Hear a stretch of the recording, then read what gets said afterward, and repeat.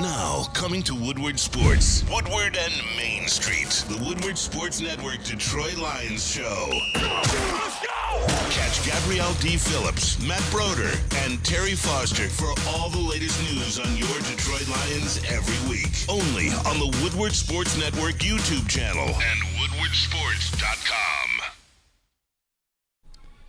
Good morning, everybody. Welcome to the Morning Woodward Show here on the Woodward Sports Network. It's Friday, January 5th, and we got a packed show for you guys today, previewing the Lions-Vikings game, talking a little Michigan-Washington National Championship. Jeff Iafredi, Sam Flannel, Brandon Dent, JB hanging with you guys as always. I can't wait.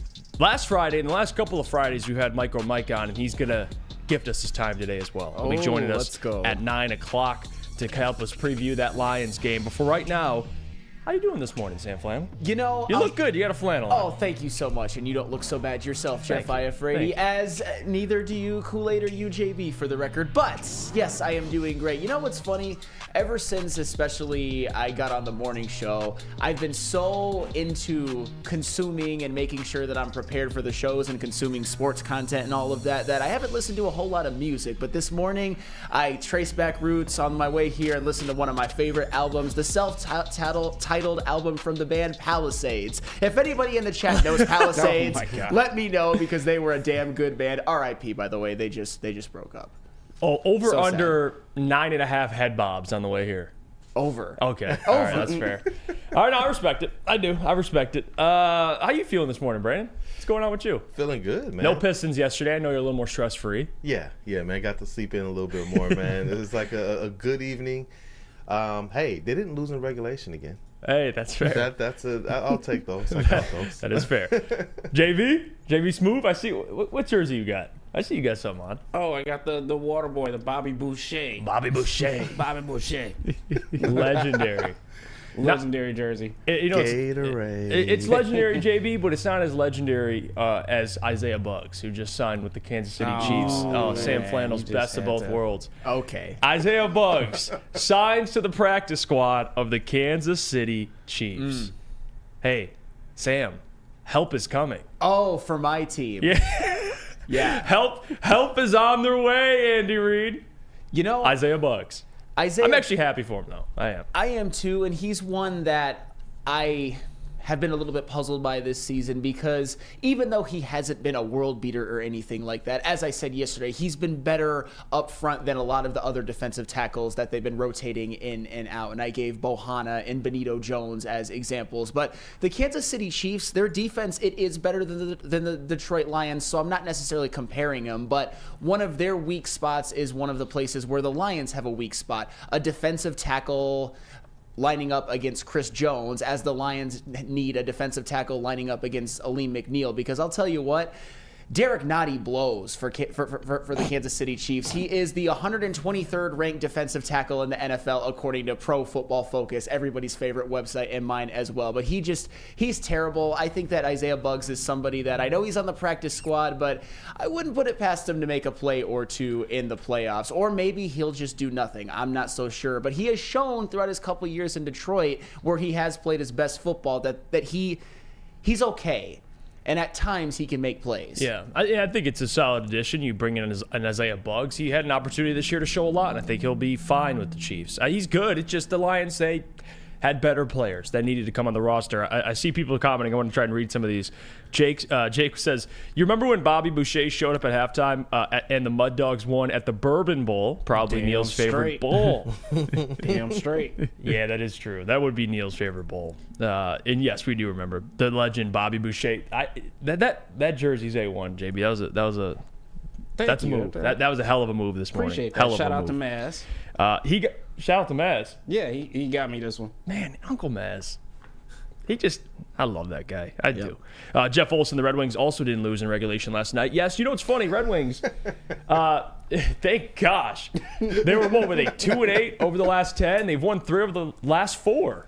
Bro, That was one of those that going to Los Angeles, playing the Kings, who are a very good team, that is what they call a league loss. But the Detroit Red Wings had dropped a couple of very bad games at home, so maybe this is the stretch that gets them going. A great win for the Detroit Red Wings. Let's hope that they can make a playoff push. And I know on Big D Energy they talk about hockey a lot, and they said that in this stretch, they need to have a stretch where they win 7 of 10 or maybe 13 of 20 or something like that. And they are 2-0 on their current West Coast swing. And everybody knows, and every single team sport going to the West Coast, if you're an East Coast team, is a gauntlet. So congratulations to the Red Wings. Got a good win. Unfortunately, I did fall asleep because I do have to wake up for the morning show, but I did watch the full game highlights this morning. Yeah, I can't lie. I fell asleep too. It was like, hey, when it gets late, I got to get some sleep in. You got to wake up early. David Waite says, morning, y'all. Hope everyone had a great morning except Brad Allen. That is, yep, I'm with you, David. I hope you had a great morning as well. Facts. Dante151, how about those Red Wings coming back and winning against LA Kings? Yeah, 40 saves for the Red Wings. Let's go. That's 43 saves. It's to be huge. exact. I mean, here's the thing. If they go on the West Coast, if in this next stretch they lose a bunch of games, they're probably out of the playoff race for good. Yep. They're in the process of saving their season after that 2-8 stretch kind of had a big role in potentially blowing it. So you know what? Everybody loves a good redemption arc. Who doesn't love a good redemption arc? It's one of the greatest arcs in all of storytelling, period. So Red Wings, give us a redemption arc. And I'm sure for our mental health, we needed that. Yes. We needed the Red Wings to start bouncing back. We can't have them on a skid along with the Pistons. All right, we can afford one. And Tigers right around the corner. Yeah, we'll get to that when we get to it. All right, Tigers, that's to be determined. Shout out Jack Flaherty. I see Vincent says, happy birthday, Neil Rule. Is it his birthday? Oh, is Neil's birthday? Who farted says, let's get Neil and Natty for Michigan football for his birthday. I'm sure that's what he wants this year. Let's go. Yeah, I'm sure. I'm sure that's what he wanted. You filled in on Big D Energy yesterday. I did. How was that? It wasn't bad actually. Okay. Now it was fun. For the most part, I kind of just got to chill and just push the buttons like everyone does in the sound booth. Everyone here does a great job, but Neil did come to me for some Michigan talk, but it was all in good nature. It was getting the old band back together, so to speak. But now I'm part of a new band. Now, how often did he try and piss you off? Was that... Did he kind of he let you slide It was yesterday? the whatever number you're thinking. It was the under. Okay. Yeah. All right. That's fair. Brian Ruth says, F bugs. We got McNeil back in Justin Houston. James Houston, I think you mean. If they got just Justin Houston, I'm cool with that too. Thank God nobody cares about the Chiefs but Sam. Well, that was a little aggressive at the end. A little bit aggressive. William Scott says, good morning, beautiful people, and happy Friday. Yes, happy Friday. Funky says, Sam stays up late crying to his family about me. It's crazy how I live rent-free in his head, and I have never said Hutch is garbage, but his lack of comprehension skills makes him tweak out. Okay, Funky wanted smoke early this morning, Sam Flannel. I don't Thank you for watching, One Funky Lions fan. Jarrett says, I'm kidding, Neil's a cool guy. Super Juggernaut 87 says Jokic went Joker on the Warriors last night. Man, I'm so pissed about that still. I'll be honest. Why are you mad? What happened with you? Dude, well, I mean, of course, I'm a Warriors fan, but that last second three, come on. Damn near No. from half Hold court. on. Rewind. What's What up? did you just kind of like? What did you just say? Jeff, come on now. You know I'm a Warriors fan. You know I'm a Steph You can't fan. just nonchalantly be like, "Well, I'm a Warriors fan," but He hit the portal, man. yeah, JB, You you in know the I'm portal. a Steph fan, man. You know I love the Warriors, but damn it, man, Joker hitting that three at half court, damn near unreal. And they blew a 20-point lead Yes. with 5 minutes to go. What the fuck? Let me just address this. And I was actually happy about that game because I am on the other end of the spectrum. I'm kind of a Steph hater, although I do respect that he's an all-time great. I just think he gets put in position in conversations that he doesn't belong. But that's not the point. The point is, and I know, JB, you are a 10 times better and more likable human being than I am, but that's not the point. When I would say root for the Chiefs when they're not playing the Lions, when I talk about how much I love Patrick Mahomes, all I ever hear is like, oh my God, you're a Chiefs slappy. You're not even a Lions fan. Get on Patrick Mahomes' dick, why don't you? But when JB does it with the Warriors, you guys aren't going to say a word. How about you give that energy to JB as well? Because it's the exact same thing. Because Steph Curry has won MVPs. He's won championships. He's won a singular finals MVP. You're allowed to have your second players that you like. Apparently, I'm not, but JB will get away scot-free. Well, this is an unfair society. It's an injustice. Come on. Well, Sorry about that. It's okay. I'm not mad at you. JB is absolved from any criticism. I think we all. No, I'm just kidding. No, honestly, if there's any two people in the building that are, it's these guys right here, JB and Kool-Aid. Yeah. Love you both. Well, I was shocked though to hear that. I don't. It's like, I don't know. I feel like I just found out. Like, you just cheated on me, JB. Like, What? Like, why are you a fan of the Warriors? Like, who gives a damn?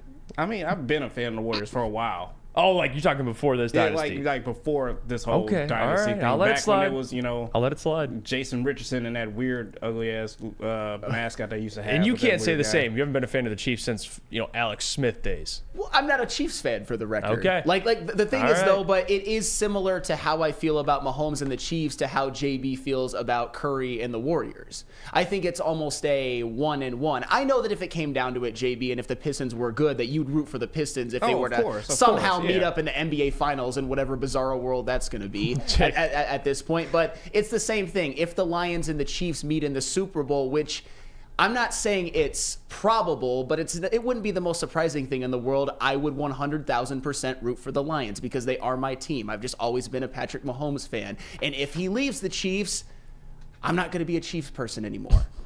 Everybody has a player that they love. It's okay. That's Don't fair. act like you don't, people. All right, we'll let it slide for today. All right, well, it's a Friday, some positivity. We won't come after you too much here. All right, let's go to break. We come back. We'll start previewing Lions Vikings, and then of course at 8:30, I do want to get into the Aaron Glenn stuff with Ben Johnson stuff, where the NFLPA put out like a survey for players, and they voted on defensive coordinators, offensive coordinators, special teams coordinators. And we're going to see where AG ranks, where Ben ranks, and, of course, where Dave Phipps ranks, which I think you guys are going to want to see where they're ranked. But first, we got to hear about our friends from Lady Jane's. Absolutely, and every one of you should be a fan of Lady Jane's because they give the best A-plus haircuts like they give to me from the A-plus very talented stylist. Come to Lady Jane's Haircuts for Men for an award-winning haircut experience. Register to win a trip of your dreams and all expenses paid suite for the 2024 NCAA tournament. That's right, no expense spared for you and 5 of your best buds. Lady Jane's Haircuts for Men open 7 days a week. Walk in anytime. It's wicked awesome.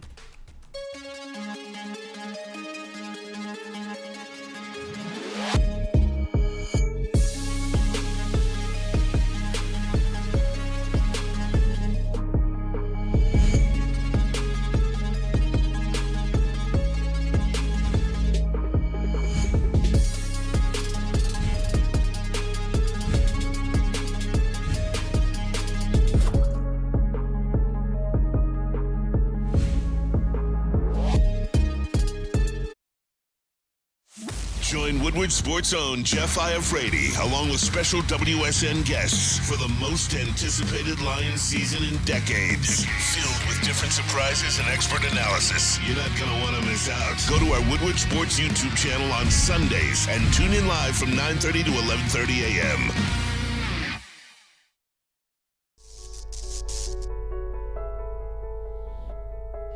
We've just received word. The world's cannabis supply has vanished. The public is outraged and has taken to the streets in response to this tragedy. The individual responsible acted alone, and we can only hope they will make things right soon.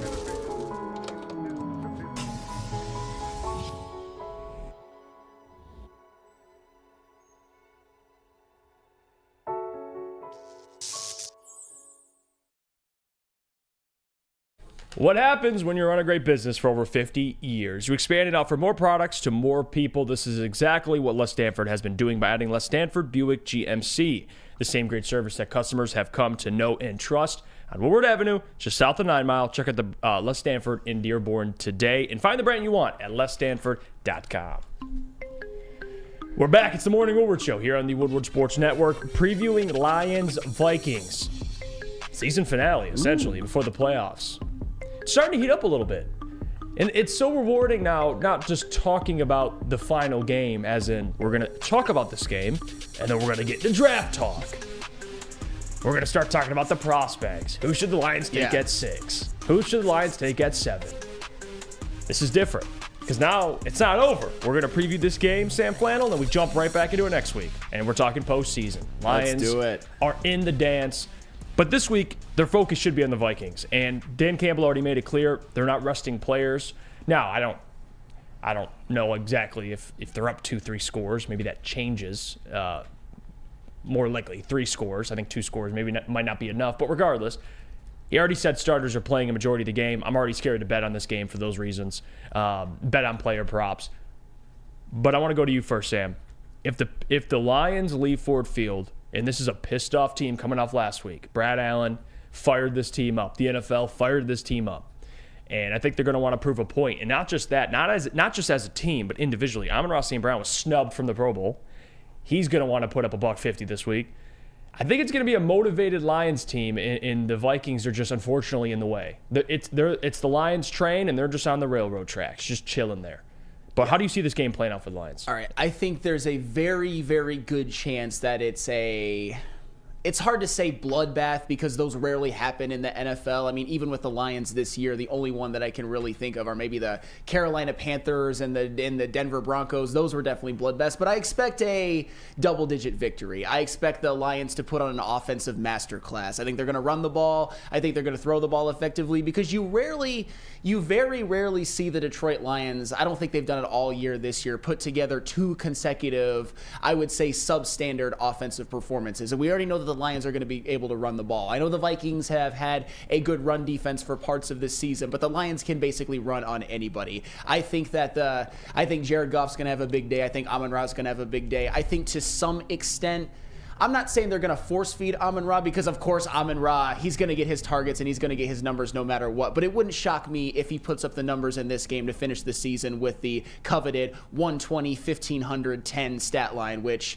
if he does that, it would be even more silly that he didn't even make the Pro Bowl, and that will be a huge all-pro statement. I expect the offense to put on a masterclass. The only way that I think the Lions offense can be, I would say, slowed down is if Danielle Hunter completely wrecks the game. But we all know who the Lions have on the other side, and that is, of course, one Penei Sewell, the best tackle, the best offensive lineman in all of the NFL. I think defensively, here's the thing. The only way that I think the Lions could get in trouble defensively, I do think they're going to give up a few points. I do think they're going to give up a few big plays, is that if they get absolutely annihilated by Justin Jefferson and Jordan Addison. Because here's the thing. Justin Jefferson, Jordan Addison, and at the time TJ Hawkinson, they put up numbers on the Lions the last time that they played each other when the Lions went to Minnesota and lost. But it didn't really matter because the Lions still won because they were able to shut down the run game and they were able to force 4 turnovers. I think the only way that the Lions lose, or even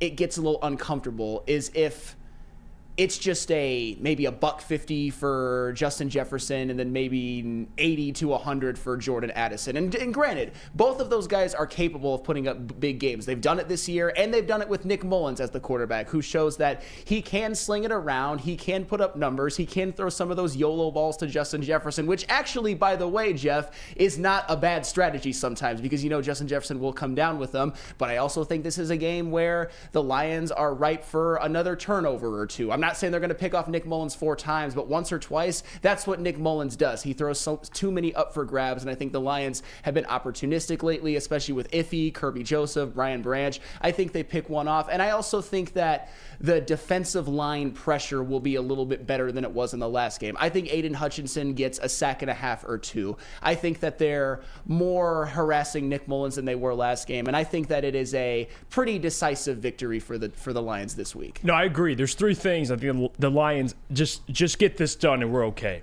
I don't need style points. I don't need the game to look a certain way. This is what I need to happen, okay?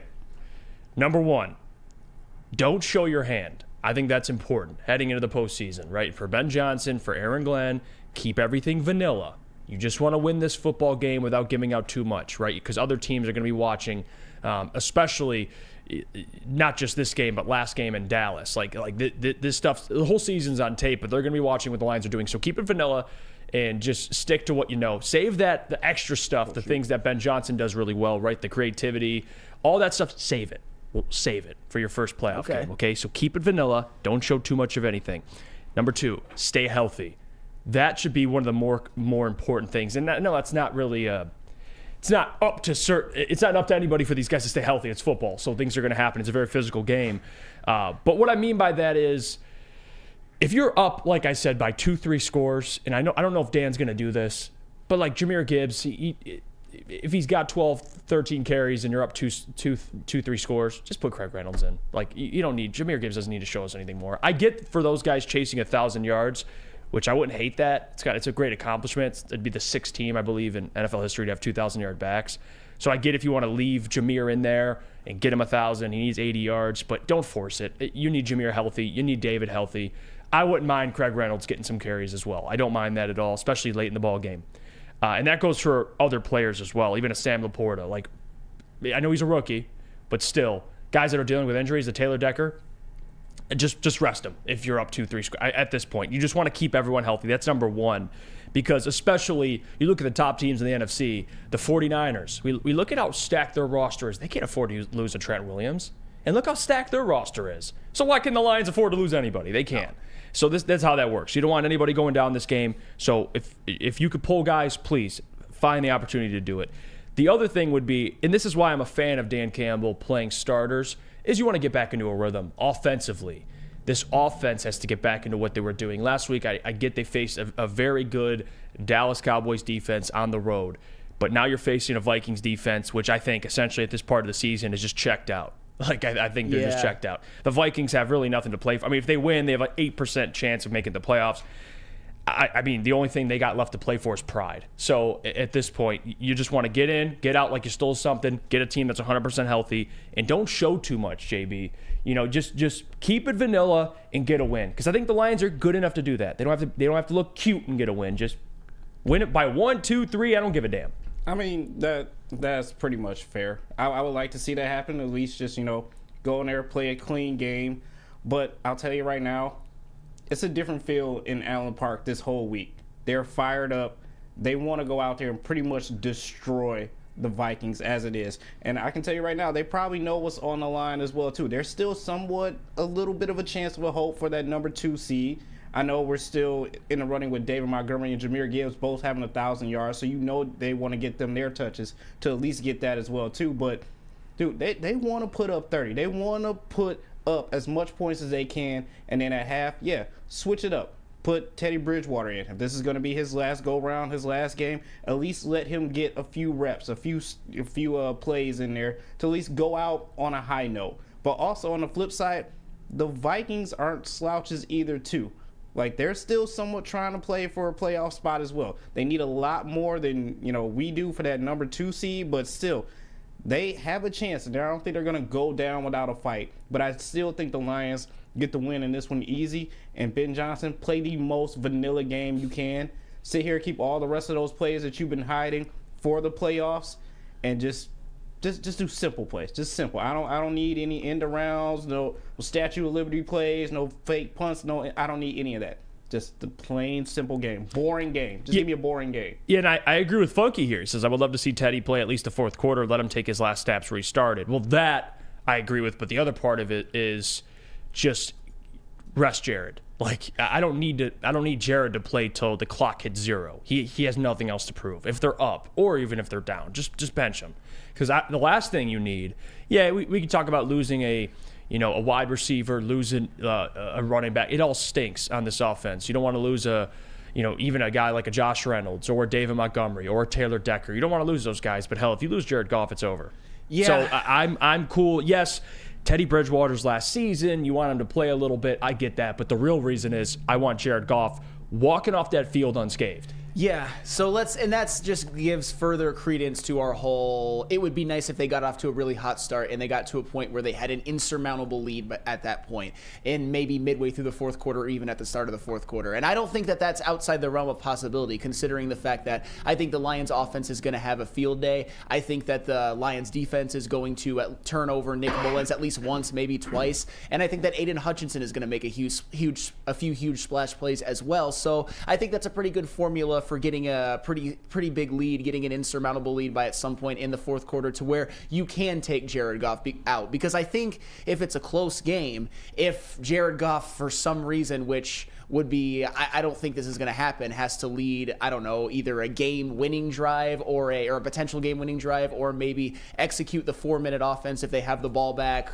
with like a 7-point lead or something like that. I don't think you can take Jared Goff out at that point, because the Lions actually do have something to play play for, however unlikely it may be. But as I said before, the Eagles and the Cowboys both have road division games. And those teams have dropped some questionable ones throughout the season. The Jets, the Eagles to the Jets and to the Cardinals, and the Cowboys to the Cardinals, all of those games when there was a lot to play for. So if it's close, keep Jared Goff in. But if they even have like a 17-point lead, Lions, midway through the fourth quarter, take them out, put in Teddy Bridgewater, because I don't think they're going to blow that one.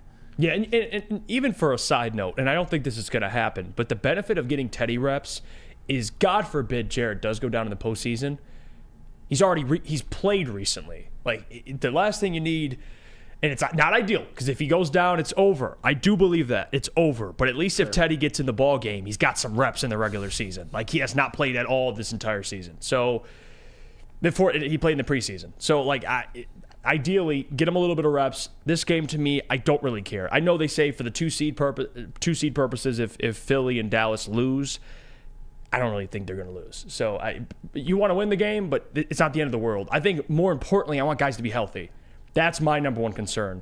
Like, as long as you can get out unscathed and you got an entire healthy roster heading into the playoffs, I'm a happy man. I don't give a damn if it's a 2 or 3 seed, because they just shown us they went to Dallas and almost just won. So, more importantly, keep these guys healthy. That's everything to me. Let's go to break. When we come back, we'll get into the Aaron Glenn stuff, because to many people's surprise, players love playing for him. Not to my surprise, because I'm going to tell you why I'm not shocked by where Aaron Glenn was voted on this poll here. We'll put up the results for defensive coordinators, offensive coordinators, and special teams coordinators. NFLPA put out a voting, just a little thing for players, and they can vote on which coordinators they like to play for, all this stuff. And AG was pretty high. We'll get to that when we come back. But before we do, Sam, could you tell everybody about our friends over at Dispo? Yes, start the year lifted. Visit Dispo Dispensary today for exclusive new deals. Experience Dispo Dispensary, a team that curates an unbelievable atmosphere mixed with fresh inventory from Michigan's largest variety of products. Come through our stores or order on Dispo Dash today. New year, new deals, same plug. Dispo Dispensary, disposhops.com, your local cannabis plug. Have you ever wondered where all the finest restaurants get their steaks? It's Fairway Packing Company, providing Michigan restaurants, hotels, and casinos with prime beef for over 60 years. But now you can buy these cuts of meat for yourself at the Steak Shop by Fairway Packing Company. Prime porterhouse, A5 Japanese New York strip steak, dry aged Wagyu beef tomahawk.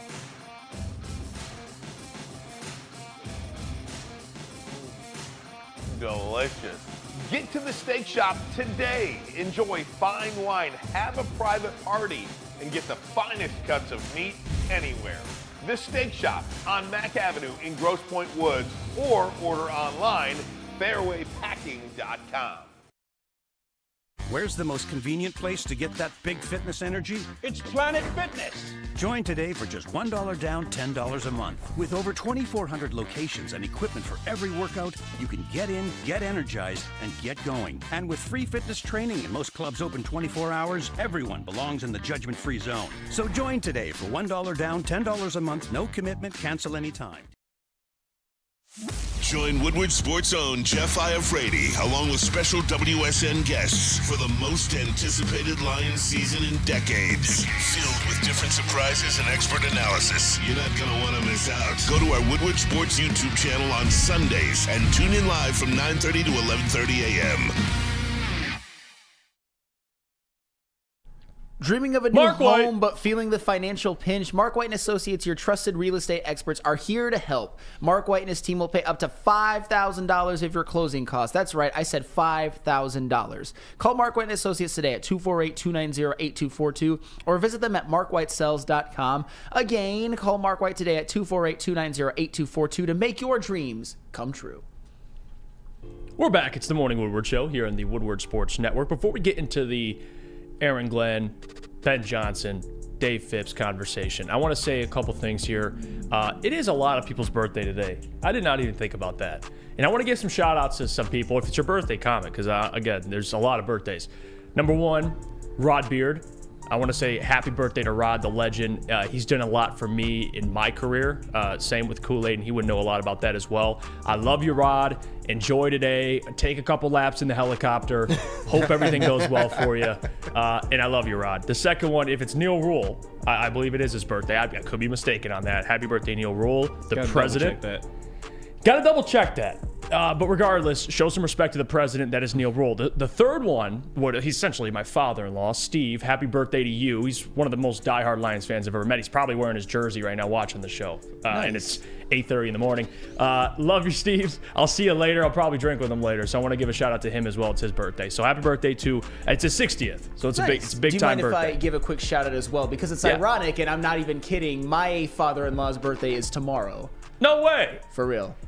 How old is he turning? He is turning 66, I believe. Wow, the 60s. Yeah. Those are the legacy years right there.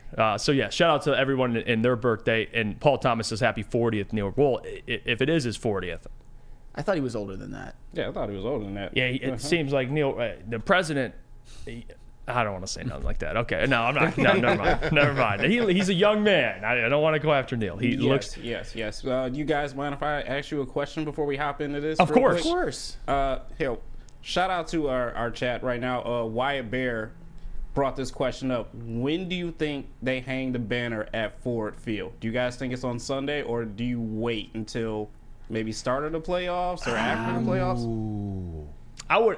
You got to hang it this weekend. Don't hang it in the playoffs. Like that's a regular season accomplishment. Like hang it this Sunday. That's a great point. Yep. That's a great point. Yeah, it's the final game at home. It's perfectly fitting, Sam. Last game's at home, hang the banner, and then let's move on. Yeah, no, I would agree with you. It's their first home game back after they clinched their division, and I think that will add even more juice into Ford Field, and Ford Field has a lot of juice already. So do it this weekend. Give the fans an extra reason to come out and enjoy the game, and hopefully enjoy a Lions victory. Hopefully this is a big celebration this Sunday.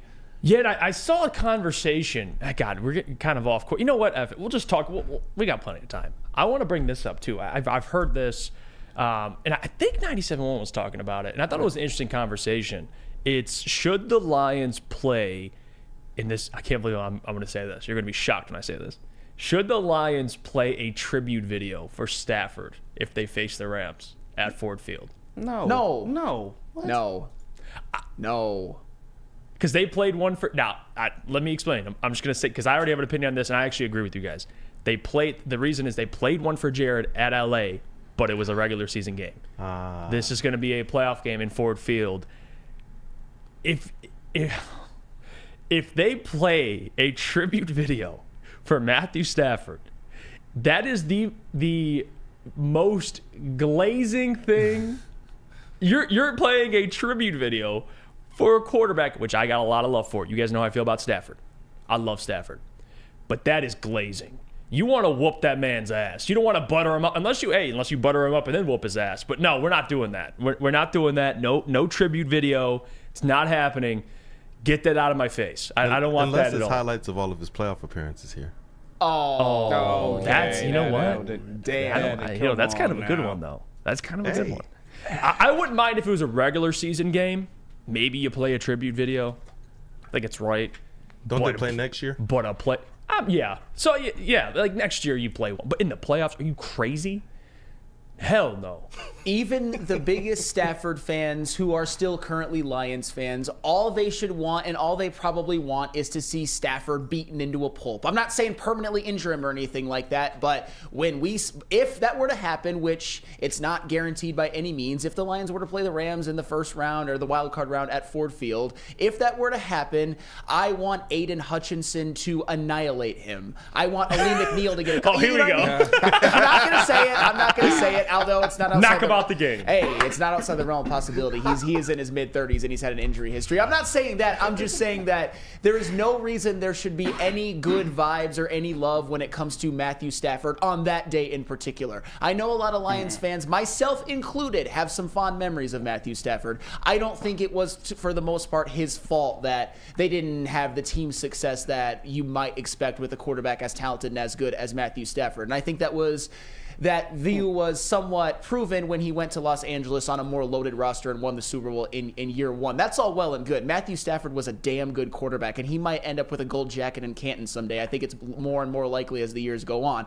But on that day, there is no Matthew Stafford love. It's going to be just like, boo, you suck, kill him. That's what it'll be. Yeah. That's what it will be. It's going to be an ass whooping. Yes. That's what it should be. Booner says it's the playoffs. You give him a video of every interception he's ever thrown. That is, if anything. There we go, Booner. Yeah, there's I heard it and I just think it's crazy. I do. Were there people who actually said yes? You don't have to say names. I believe somebody did say yes, but majority said no. Okay, good. Because especially John Jansen, he and I agree with him. That is a big fat no. Especially in majority of the argument for me is because it's the postseason. Like that is idiotic. You're expecting the Lions to win their first playoff game in how long, and you just boop. Video pops up on the screen. It's just Matthew Stafford tribute. Jared Goff's looking at it like, what the hell are we doing? What are we doing? Dude, that's giant hell no. You don't play a video before, in the middle, at the end. I don't care. It's the playoff. You know what? It is pure business, all right? You go out there, as Flannel said, you go out there and you destroy him. You go out there, you kill him. You can celebrate him afterwards once he is lost and left Ford Field, but no. Don't play any highlight videos at all. This is all business when you come to Ford Field. I got an idea. You know what you could do? This will mess with them. I have an idea here, okay? So Matthew Stafford's at Ford Field. Lights go down. Screen. You're like, oh, what's going on the screen? You look up. You're like, it's a tribute video. You're like, oh, what tribute video is it? And then it's Joey Harrington. Think about that. Think about that. Like, throw him for a loop. It's like, everyone, please pay attention to the screen. Everyone looks over. Like, oh, it's for Stafford. Are you kidding me? What are we doing? Joey Harrington. And then it just shows his highlights. Then that's a middle finger to his face. And then you give a whole tribute video for Joey Harrington, and then you start the ball game. You can do that. And I don't even like Joey Harrington, but you can do that. He's like, yeah, it's some pretty good years, though. But Matthew Stafford, hell no. No. Joey Harrington, the man with just as many playoff wins in Detroit as Matthew Stafford. And obviously, I understand that there's a lot of context behind that. But if you really want to troll like that, that technically is a fact. I didn't even think about what it would mean to Jared Goff if they played a Matthew Stafford tribute in the playoffs, bro. Dude. Yeah, probably even in the regular season, to be honest. It's like dating a girl, and she posts on her story like a little like highlight of what her and her ex was doing. Like, it's a little video of what all the memories they had. It's like, what are you doing? What are we doing? Well, y'all got me cracking up this morning. Oh my gosh! I just think that was crazy. I did. Joe Westphal says they have the same amount of playoff wins. Real Cream and Wheat says, yeah, I do not want to piss off Stafford. That's also fair. That's also fair. Paul Thomas says, Stafford, the garbage time king. I like this one. Big M says, do a tribute video for Sheila. Maybe you can do one of those. I'll take that. You can play that every single home game at this point. I don't give a damn. I think they got to, and I get it. Sheila has done a marvelous job ever since she was given the reins. I think you got to win at least a playoff game before you give a Sheila a tribute, because at the end of the day, I don't think this season is a rousing success if they lose in the first round of the playoffs. I don't think that's going to happen, by the way. I think they are going to be favorites and they're going to win at least one playoff game, but wait till that happens before you give a Sheila tribute. That's just my humble opinion. Yeah, no. Freddie fell through and 3 says, Charlie Batch tribute video. Charlie Batch. Hoof Hearted says Eric Kramer tribute the video. The man who has more playoff wins as a Detroit Lion than Matthew Stafford. We don't have to worry about that context, like having Barry Sanders in the backfield or anything like that. That doesn't matter. He's more of a winner than Stafford ever was. God, I'm like talking to the type of way that I hate when people talk. It would just be funny. Yeah, it would. Man, I wanted to bring that up. I knew it would be a fun conversation. Eric Allen says the only way Stafford gets a tribute video would be a regular season game. That's completely different. The playoffs, no. Yeah, no, I'm with you guys. Let's go to break. When we get back, we'll get into the Aaron Glenn stuff because I thought this was interesting and I have some thoughts on it. But first, got to hear about our friends from Guardian Alarm. It's a new year. Let Guardian Alarm offer you customized solutions from real experts. Our professional technicians take the time to recommend security and automation solutions specific to your needs. 24/7 professional monitoring. Call us anytime, day or night, and know that a Guardian team member will stay on the phone as long as needed. Technology backed by people. Your safety and security deserves technology that's been proven to work and people have been proven to care. Call 1-800-STAY-OUT. out. That's 1-800 Stay Out. Guardian Alarm, your local security experts. At work and at home, we're there with smarter security solutions. Featuring complete automation with customized alerts and more. For over 90 years, we've been the company that's been counted on to protect what matters most, all with personalized service and care. Right now, for a limited time, receive a free video device plus free installation with a new home system. Guardian Alarm. We protect Michigan. Now, coming to Woodward Sports, Woodward and Main Street, the Woodward Sports Network Detroit Lions Show. Let's go! Catch Gabrielle D. Phillips, Matt Broder, and Terry Foster for all the latest news on your Detroit Lions every week. Only on the Woodward Sports Network YouTube channel and woodwardsports.com.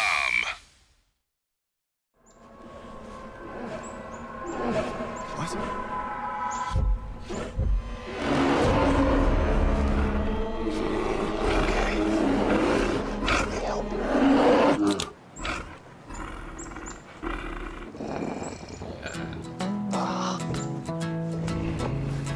Oh, yeah.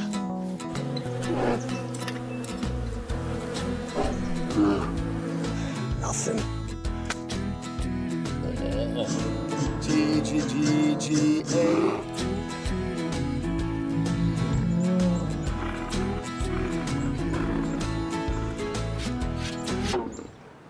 Oh, sorry.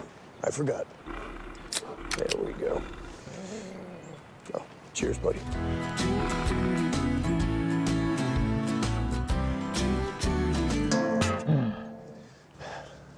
I think we need to get you a pick. Get your meats. For over 60 years, Fairway Packing Co. has provided Michigan's finest restaurants, hotels, casinos with prime beef, Wagyu beef, and dry aged beef. Experience the Fairway difference for yourself today. Visit the steak shop in Grosse Pointe Woods for grab-and-go steaks or order online at fairwaypacking.com.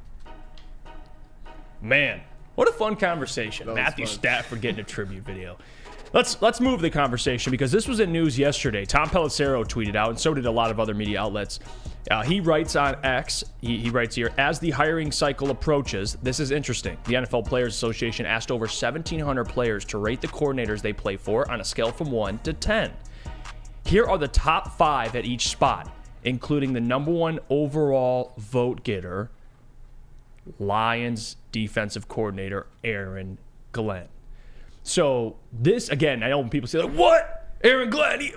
Number 1, it's not all about who's the best defensive coordinator. That's not what they're voting on. They asked 1,700 players to rate the coordinator they play for. So, you know, they would probably give a grade on different things, right? The communication, how close they are with the coach, leader, how much of a leader is he? Do they enjoy playing for him? They take all those things into consideration. And Aaron Glenn ended up number 1. JB, throw up the graphic here. Look at this. So here are the top 5 defensive coordinators per NFLPA survey. Aaron Glenn comes in at number 1. Number 2, Steve Wilks for the 49ers. It seems like everyone they get just is a fantastic. Kyle Shanahan's bringing in great defensive minds. Number 3, Dan Quinn. Number 4, Brian Flores. And number 5, Raheem Morris. What do you notice about all these guys on this list? Because I'm going to give you an answer, but I'm going to ask you, what's different from Aaron Glenn and the rest of these coaches? I would say what's different is that, and this will throw you for a loop if you don't get it. I think it's that all the other ones have probably statistically better defenses. That, and they've all been head coaches.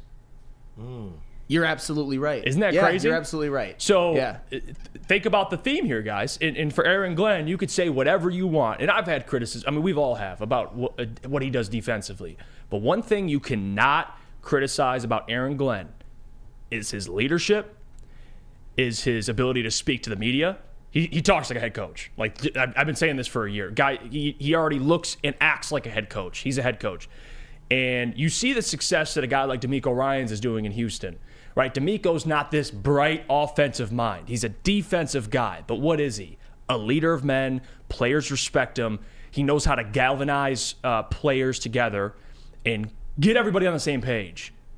What happened with C.J. Stroud this year? Had a historic rookie year. Is it because his head coach is this bright offensive mind? No. It's because DeMeco Ryans is self-aware enough to know, hey, we got to bring in an offensive coordinator that, can handle the offense. And that's how these things work. I mean, like I said, all these other guys have been head coaches.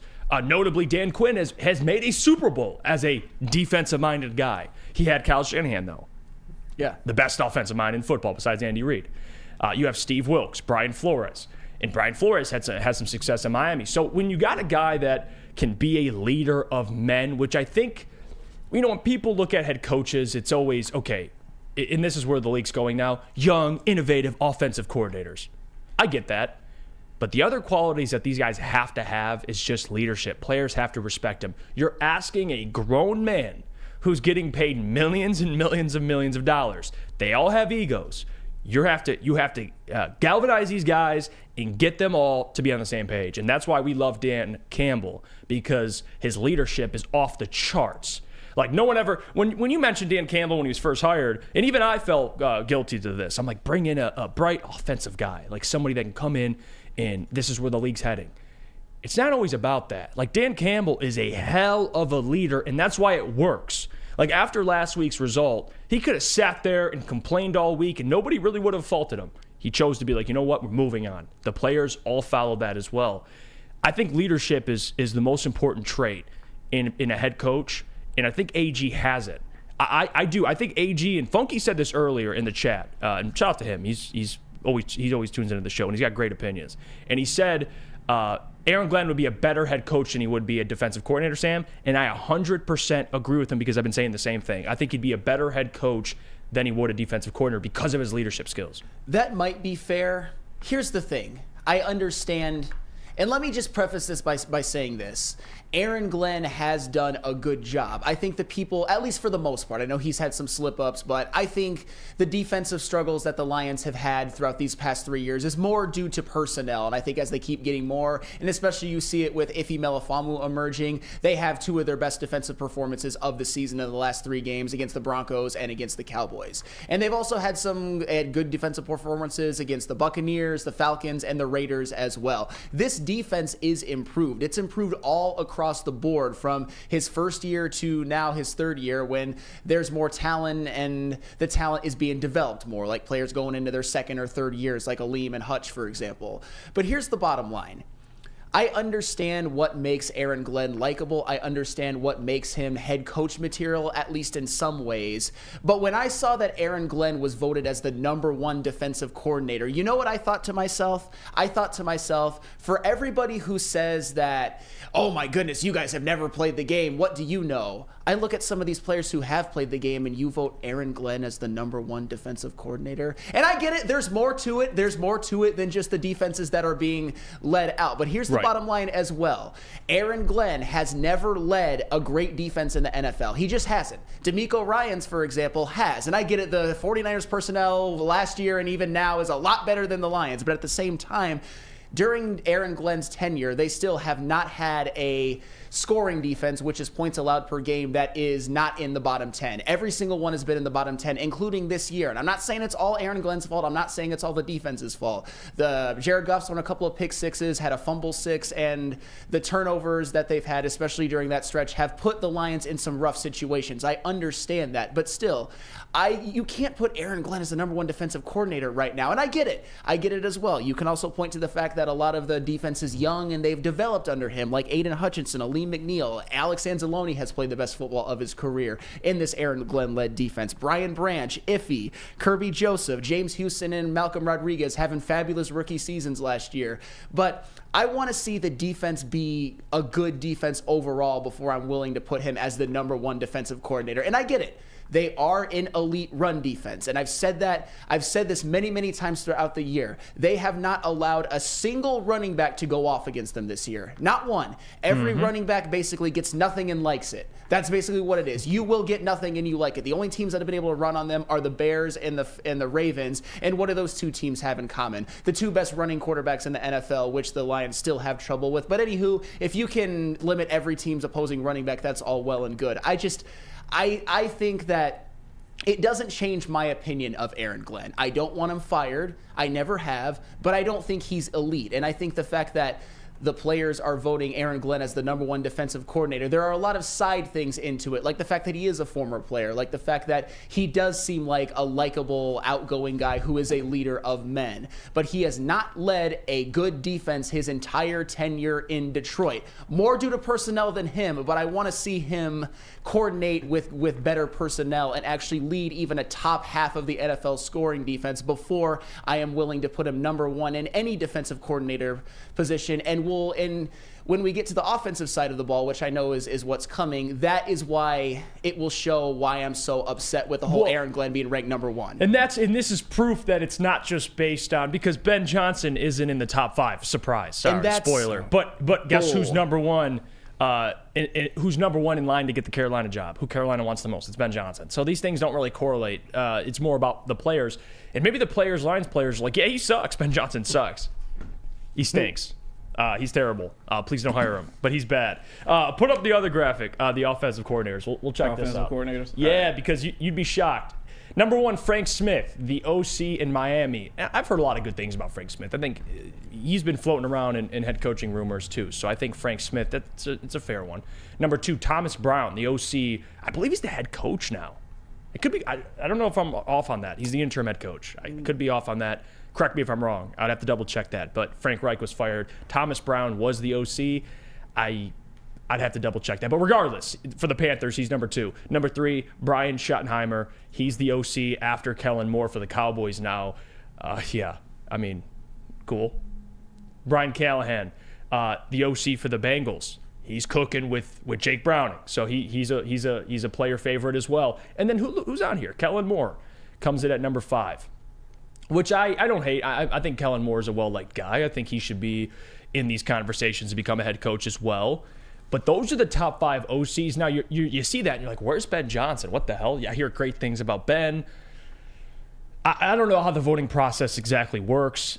Again, if you're rating on a scale from 1 to 10, I'm not sure how they approach this. These guys could have gotten a slightly higher rating, and they just kind of, maybe Ben's at 6. I don't know. It makes no sense. But that's why I don't think this list determines who's going to be the best head coach. But I do think this list helps boost guys that might go under the radar. Like Ben Johnson's already on everyone's radar. He's going to be a head coach. It's not a matter of if, it's when. Aaron Glenn has been a guy that I think has been slept on a little bit. That's why I like that he's gotten this type of praise. But we can't live or die by these lists, Sam, because it's not based on who's the best coordinator in the league. Well, and one funky Lions fan, to the shock of absolutely no one, gets on my case again. And he says, correct me if I'm wrong, but the poll wasn't saying that he was the best DC. It was saying who people want to play for. Correct. And if I am right, Sam is showing his amazing comprehension skill set again. Thank you, one funky Lions fan, for watching again, but you are on a streak lately. Here's the thing. My point is, and here's why I said that the whole guys like me who never played the game can't talk about football, all that criticism, and everyone who played should be trusted 1,000 million %. Here's why I brought that up. I don't care as much who players want to play for as much as if you're good at your job or not. And that's why I came at it from this conclusion, because Ben Johnson to me is if there is a star coordinator in the city of Detroit, it is Ben Johnson. It is not Aaron Glenn. Need I remind you guys that during Jared Goff and Amon-Ra St. Brown's first year, Amon-Ra St. Brown's rookie year, Dan Campbell's first year, Brad Holmes' first year, do you remember how that season started when Anthony Lynn was their offensive coordinator? They were 0-10-1 and looking like they were going to possibly be winless. One of the things that turned their season around was obviously Dan Campbell letting go of Anthony Lynn, which was a damn good move as a leader, by the way, and then calling plays in conjunction with Ben Johnson as his passing game coordinator. Need I remind you, and this is why Ben Johnson should be number 1, even in his first year, in Jared Goff's first 9 starts of 2021, and I get it, their offense around him wasn't very good. He had 8 touchdowns, 6 picks, and they were 0-8-1.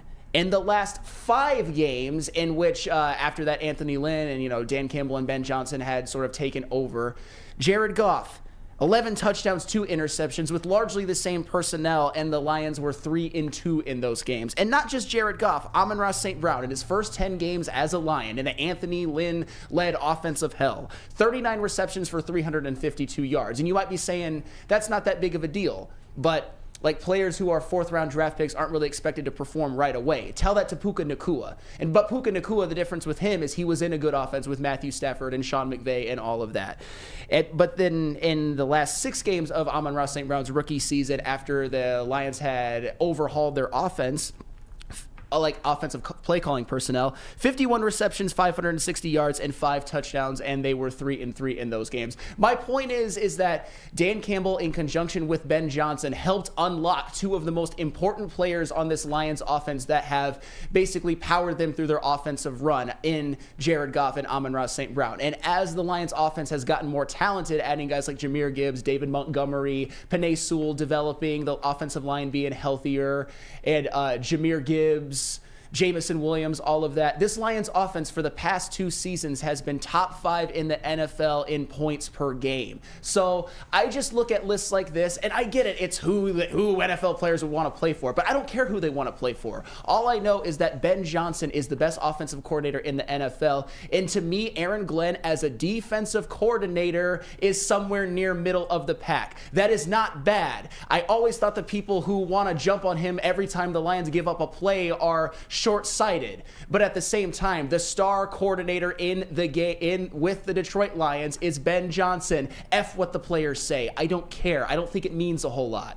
Yeah, no, I agree. If we're talking best, if they're ranking guys off their ability, the best offensive coordinator, it's clearly Ben Johnson. We all get that. This comment, Steve Wilds, Jeff's oblivious Ben isn't being the head coach of the Panthers in temper. I never said he would. I just said the Panthers want Ben. I made a case a couple weeks ago that I don't think Ben should take that job at all. He's walking into a disaster. Temper actually just got fined for throwing a drink on a fan. Like, who would want to play for that owner? It's dysfunctional as hell. That situation isn't attractive. But I do think they still want Ben. And that's why this list, despite him not being on the top 5, he's going to be on a lot of teams' radar. Mm-hmm. There's no question. And that's why it's important that I don't think it's unfair to be like, well, I think AG is a better leader of men than Ben Johnson. Does that make sense? Maybe the coordinator ability, you'd be like, well, Ben's clearly better at his side of the ball. But leader of men is different. Like, being a leader, Ben, I think, leads in a different way. He's more quiet, I guess you should say, compared to Aaron Glenn. Like, Aaron Glenn can command an entire locker room. Of course, he played, so that helps. But Ben Johnson, I think, is what the modern NFL coach looks like. You see a lot of Ben Johnsons, but it doesn't mean Aaron Glenn can't be a good coach too. I think, honestly, there's a chance you might lose both coordinators. Sure. I don't know about this year, but the next 1 to 2 years, I think they'll both be gone and be head coaches, hopefully. And they don't just use Aaron Glenn as a Rooney Rule, just some guy you bring in for an interview and disrespect the hell out of him. I think he's qualified enough. Well, he's been in the NFL for quite some time, playing and coaching. Well, for the record, on paper, or at least when you see him, when you see the way he interviews, when you see him on the sidelines, and you saw in Hard Knocks, we all can pretty much gather that Aaron Glenn is a good leader. He is, and I think that that's 100% true. But I'm not so sure to discount a guy like Ben Johnson as more of just a quiet guy behind the scenes who just draws up like wizardly offensive plays. I think that there's a chance that they're both good leaders. I just think Aaron Glenn is more of I would say a player's coach because he was a player. He's more of a rah-rah guy, which I also think comes from being a player or a former player because, NFL players have to get to a certain place mentally to be even able to even go out on the field.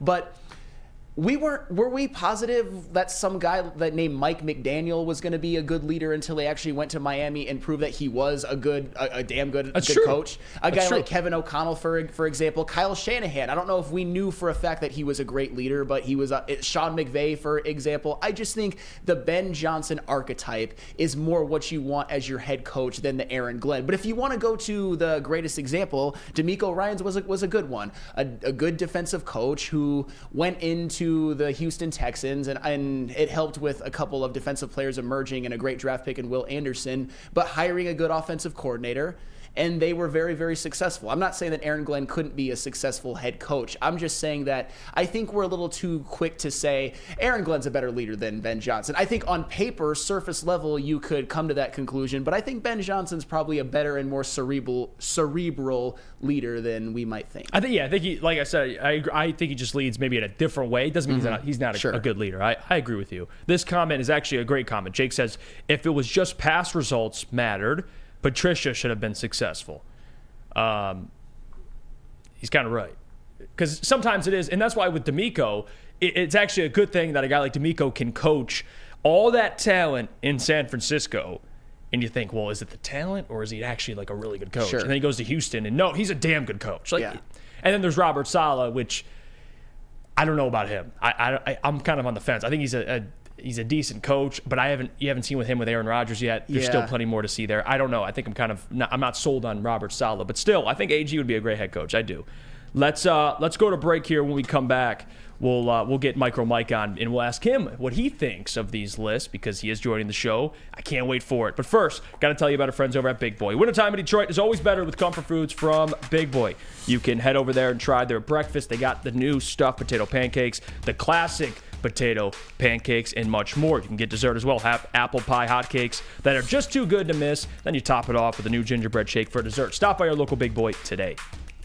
Savor the heart of home at Big Boy with our all-new down-home comfort dishes. Feast on home-style goodness with our Southern Comfort Chicken Bowl, veal parmigiana, and apple pie hotcakes. The down-home delight doesn't stop there. Potato pancakes are back. Dive into the richness of our perfectly crafted potatoes with our classic potato pancakes and our stuffed potato pancakes. Top off your meal with our new gingerbread shake, a seamless blend of creamy vanilla and sweet gingerbread flavors. Nothing beats the comforting taste of down-home cooking. Enjoy every bite, only at Big Boy.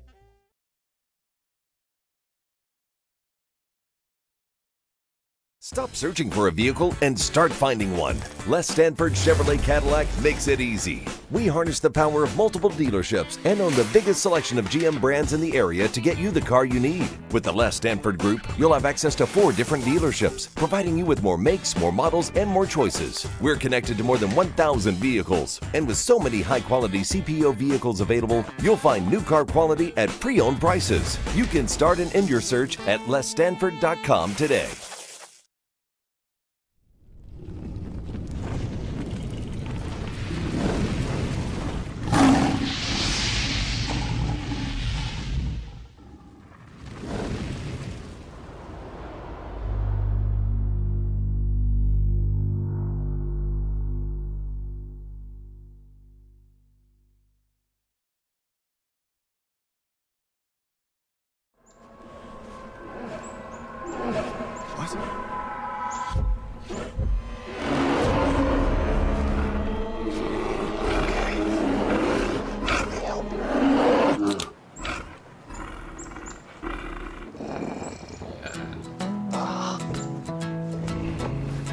Oh, yeah.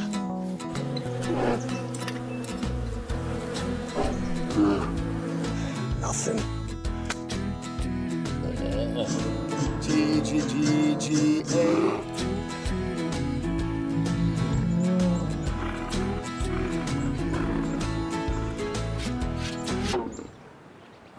Oh, sorry.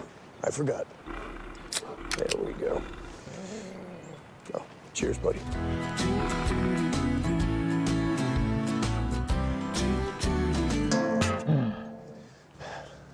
I think we need to get you a pick. RIP to the same old Lions. Big thanks to Sheila, Brad, and Dan for putting it all to rest. And guess what else has found its grave? Of course, rock, paper, scissors. Jack Labrador has revolutionized that game with 2 new symbols and a franchise-changing three-point play. You can head over to jacklabrador.gg and you can play against a CPU. Yeah, you can try it out before you buy the deck of cards, which you can play at different events. You're drinking with some friends, maybe drink with a female or a male. I don't judge. Head over to jacklabrador.gg and try it out today. It's a lot of fun. Once you go Jack, you'll never go back. Welcome back to the Morning Woodward Show here on the Woodward Sports Network. Man, if people only knew, I can't even. That's ridiculous. I can't even do this for what's trending today. I can't. You have to. Because you can say it. I can say it, but it's not. Don't listen to the naysayers, JB. You can do it. Oh my gosh! All right, let's get Michael Mike on. Mike, welcome to the show. You can check. Mike's not on yet. No, he's not. He's not. No. He slept in. Oh no. Did he? No, he didn't. It's okay. We still love you, Mike. You know what? I kind of want to selfishly just bring this up right now. Honestly, F it. Yeah. Here, let me try to send you a Slack and then I'll. So hold on. Okay, Mike's gonna have to wait a second. Maybe he's not on yet. But we have a side note. I don't know how this is gonna go. This could get this show off air actually pretty quickly. But yes, Jake, you're correct. It's Noah Naysayer.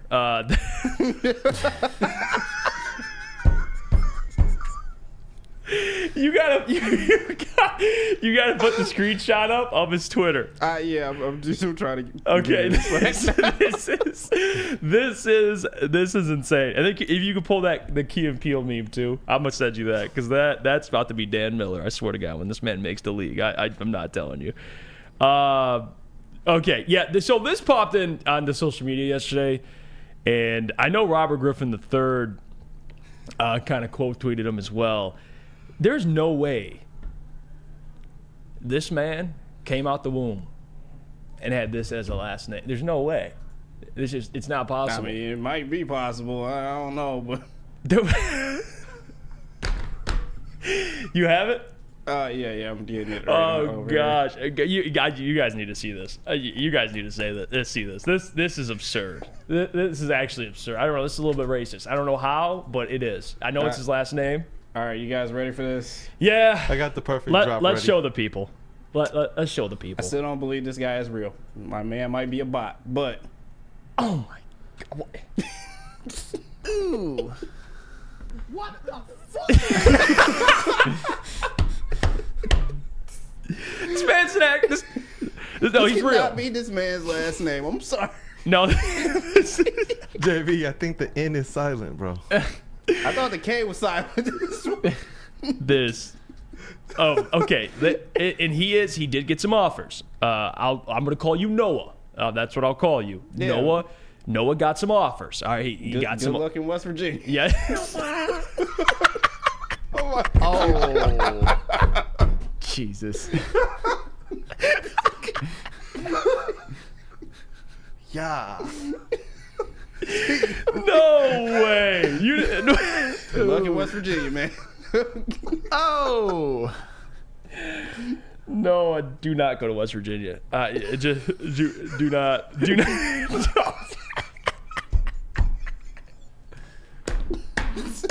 I'm crying now. Oh my God. Oh my gosh. Oh my gosh. Yeah. Dr. Turdy D said, who said the K was silent? Oh, hey. Wait. Oh my God. No. I don't. You got the Key and Peele meme? Yeah. Yeah, this is Dan Miller. He makes a play at Ford Field. Dan Miller commentating. No one Yeah. Oh my God. Yeah, that is I couldn't believe it. I mean, I just that's Dan Miller. Can't even read half the comments. Yeah. Oh. Is it like the long I maybe pronounced like I? There. Wait. I'm at silent N no. and the long I, right? There we go. That's what it is. Hopefully. He says, bro, if you pronounce the K, even if you pronounce the K, there's no avoiding it. Avoiding the rest of No, there's no avoiding it. That is oh my. Is this a family name?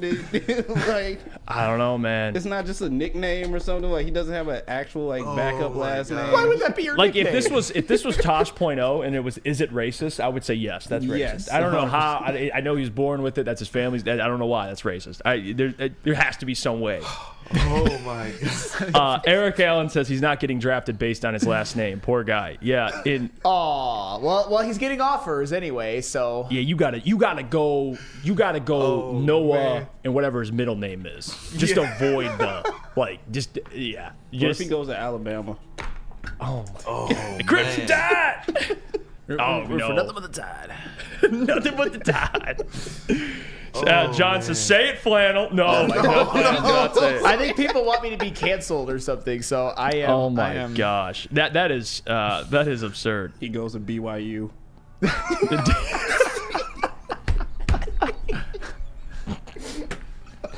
The most Mormon ass. Like, hey, shout out Ziggy Ansah, by the way.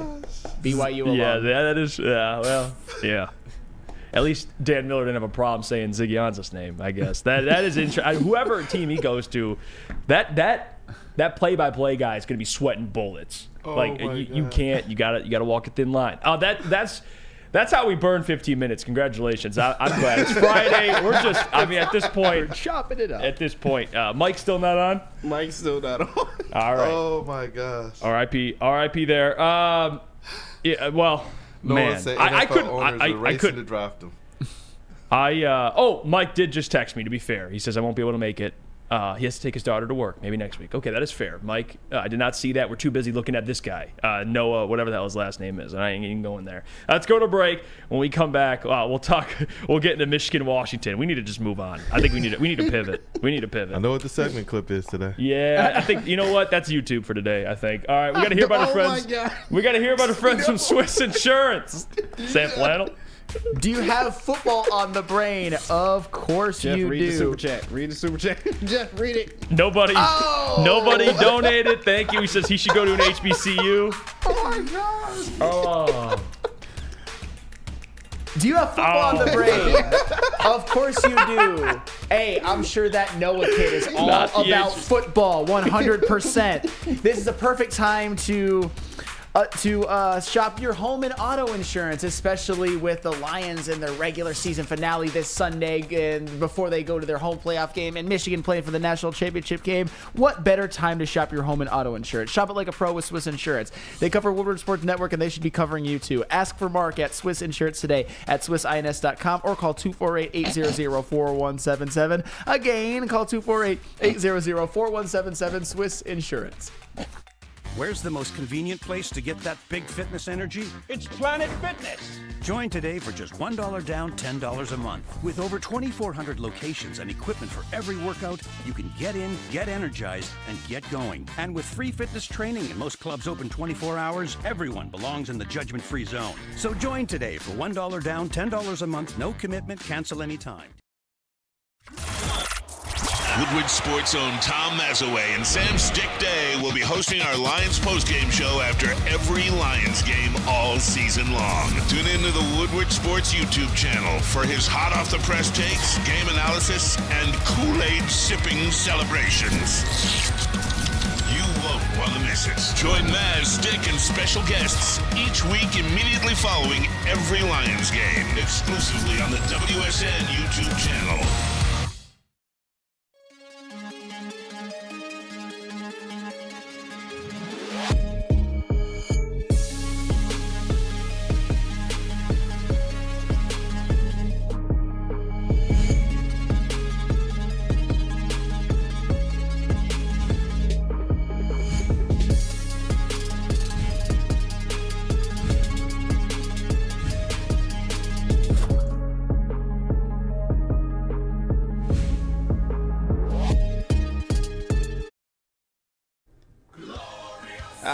Glorious Cannabis. You know it's football time, and they have dropped their new ice water bubble hash infused pre-roll called Honolulu Blue. It smells so good, it's like the whiff of the first playoff win in 31 years. It's a gassy, aggressive strain named in honor of our Detroit football team. And if you haven't had one of these ice water pre-rolls, naysayer, what are you doing? You gotta get one of these. Head over to a Dispo dispensary near you and check them out online today for 25% off at gloriouscanna.com. Wow. This is where we're at. It's a Friday. Can you tell? It's a Friday. Try to get to the weekend here. Man, appreciate the laugh. That's why I love doing this, because it's like this is something we'd all laugh at. Now the chat, we're just all kicking it on a Friday. Appreciate you guys for tuning in. If you could do us a favor, hit the like button on the stream. It does help push the stream out so more people can know that this man actually exists. That man actually plays high school football, and that man will actually play NCAA football. And he'll go to Howard. He'll be at a Power 5 school. Howard. Dead. What's that? What's the drumline school? Atlanta A&T. Oh yeah. My fictional God. Atlanta A&T. And Easy says family vacations in Paris. Well, that's just that. Okay, that. Yeah. Okay. Noah M says Buddy gets a K-word pass. Okay. All right. Well, yeah, we're done here. By the way, if we'll change the topic here. if you listen to podcasts, please leave a 5-star review for the Morning Woodward Show. And you could write whatever you want on the review page. Leave a 5-star review. We'd much appreciate it. It gives you the ability to fast forward, rewind on any podcast platform. Morning Woodward Show, that's where you get it. But let's move on to Michigan-Washington. On a whole completely different note, Michigan-Washington, national championship on Monday. And I want to ask the question because we haven't really been able to get into just Michael Penix strictly. We talked more about the matchup and how I think Michigan is the more complete team. And the more I've been thinking about it, Sam, this Huskies team reminds me of how it's built. I don't know about the Ohio State team this year, but it's kind of Ohio State-ish, right? You have a quarterback who's going to throw for a ton of yards, a plethora of wide receivers, NFL wide receivers for that matter. It's a high-powered offense, but they're kind of soft defensively. And I do think Michigan is built to play that style. I do. They're built to compete with that type of style. And despite how great Michael Penix is, I think Michigan's a team to handle that type of style. I do. I think it's a bad matchup for Washington. Well, here's the thing. Washington's offense has obviously been fantastic this year. Michael Penix, you can argue he's been the best quarterback in the country all season long. And as far as pure thrower goes, I would say it's probably him. I mean, did you see some of the dimes he was throwing against Texas? Absolutely unbelievable. But it's not just him. It's the wide receiver core. It's Rome Odunze. It's Polk, and it's Jalen McMillan. All three of those guys are NFL wide receivers, and they have the Joe Moore award-winning offensive line, which Michigan had won the previous 2 years. So offensively, and Dylan Johnson in the backfield, although he did get hurt to end the Texas game, we don't know if he's going to play. That would be a huge loss for Washington if he can't play, because one of the keys is Michigan absolutely has to shut down the Washington run game no matter who's back there, because we don't want Washington with a balanced offense with a rushing attack that is effective as well. But the bottom line is yes, obviously the Washington's offense is loaded, but so is Michigan's defense. They have never gone up against a defense anywhere close to what Michigan is going to bring to Houston for the national championship game. And here's the thing. You saw what they were able to do, this Michigan defense, against Alabama. They are great at literally every single position. You got 4 players on Michigan with at least 4.5 sacks. All of their rotating edge rushers have at least 4.5 sacks this season. They don't have a Hutchinson, they don't have an Ojabo, but they are very, very deep, and they come after you, especially with some of the blitz packages they were dialing up against Texas. Ooh-wee, that is something that I think can overwhelm any offensive line. And of course, in the defensive backfield, even though they're going up against great wide receivers, they do have corners who can cover, especially Will Johnson. Do I have some concerns that Polk, McMillan, or Odunze, whoever lines up against Josh Wallace and Mikey Sanders, still will be a little bit of a mismatch? Absolutely, but I think that will be offset by the defensive line getting pressure. And I haven't even mentioned the best group of defensive tackles in the nation: Mason Graham, Kenneth Grant, Chris Jacobs. Are you kidding me? And the linebackers: Junior Colson, Michael Barrett, Ernest Hausman. Whether they are blitzing, covering, like stopping the run, or covering the pass, they are all elite. I've been telling you all season long, and a lot of people, I wouldn't say didn't want to believe me, because you saw that they were a great defense. Right. But there was some skepticism about, can they do it against great teams? Can they do it against great offenses? And for the record, Michigan has not faced an offense as good as Washington, not even close. But they did go up against Alabama. They did go up against that SEC speed, and they pretty much overwhelmed them. So we'll see how it goes going into Washington. But I do believe that this Michigan team, this Michigan defense, you will be seeing a lot of these guys as first-round draft picks in the next couple of years. You'll be seeing these guys littered around the NFL, and I think they are built to make a statement against Washington, get to Michael Penix a couple of times, and maybe even force a turnover. Offensively, the key for Michigan is they're going up against the unit, the side of the ball that is the weakest for Washington. Washington was a middle of the pack Pac-12 defense, and I get it. Here's where you could say that's a little bit inflated or deflated. They did go up against the Bo Nix 2,000-yard receivers and Bucky Irving-led Oregon offense twice. And Oregon put up some points on them, but those are 2 tough matchups. They went up against the Caleb Williams-led USC ones. They went up against Quinn Ewers, Xavier Worthy, Adonai Mitchell, Jatavion Sanders once, and all of those teams put up some points against them, but they were able to get the victory. However, what concerns me about Washington, what should concern you about Washington that maybe their defense just isn't that good overall, is they also gave up 32 to Cal. They gave up 33 to Stanford, and they gave up 28 to a Cam Rising-less Utah team. And what should concern you overall about Washington go up against Michigan is they played Washington State and Arizona State way, way, way too close. Those are two Pac-12 bottom feeders, and Washington barely escaped against those teams. I expect Michigan to be able to run the ball very, very effectively. I think this is one of the top rushing offenses, maybe the top rushing offense that Washington has faced this season. I expect a big day from Blake Corum. I expect a couple of runs from J.J. McCarthy. I expect him to control the clock, but I also wouldn't be shocked if at some point, I know this isn't really in Jim Harbaugh's DNA or the Michigan's offense DNA. I wouldn't be surprised if they hit a couple of big plays. I think that they're that JJ's gonna have a lot of time in the pocket. I know Braylon Trice is a damn good defensive end as well, but nobody else on the Washington defense scares me. It wouldn't shock me if JJ McCarthy hit a few big plays in the passing game, because here's the bottom line: JJ McCarthy didn't play perfect, but he also hit a few big plays in the passing game against Alabama and against Washington. You're not going up against Kool-Aid McKinstry. You're not going up against Terrion Arnold. You're not going up against Caleb Downs. You're not going up against Chris Braswell. You're not going up against Dallas Turner, although Trice for Washington is also maybe a first rounder.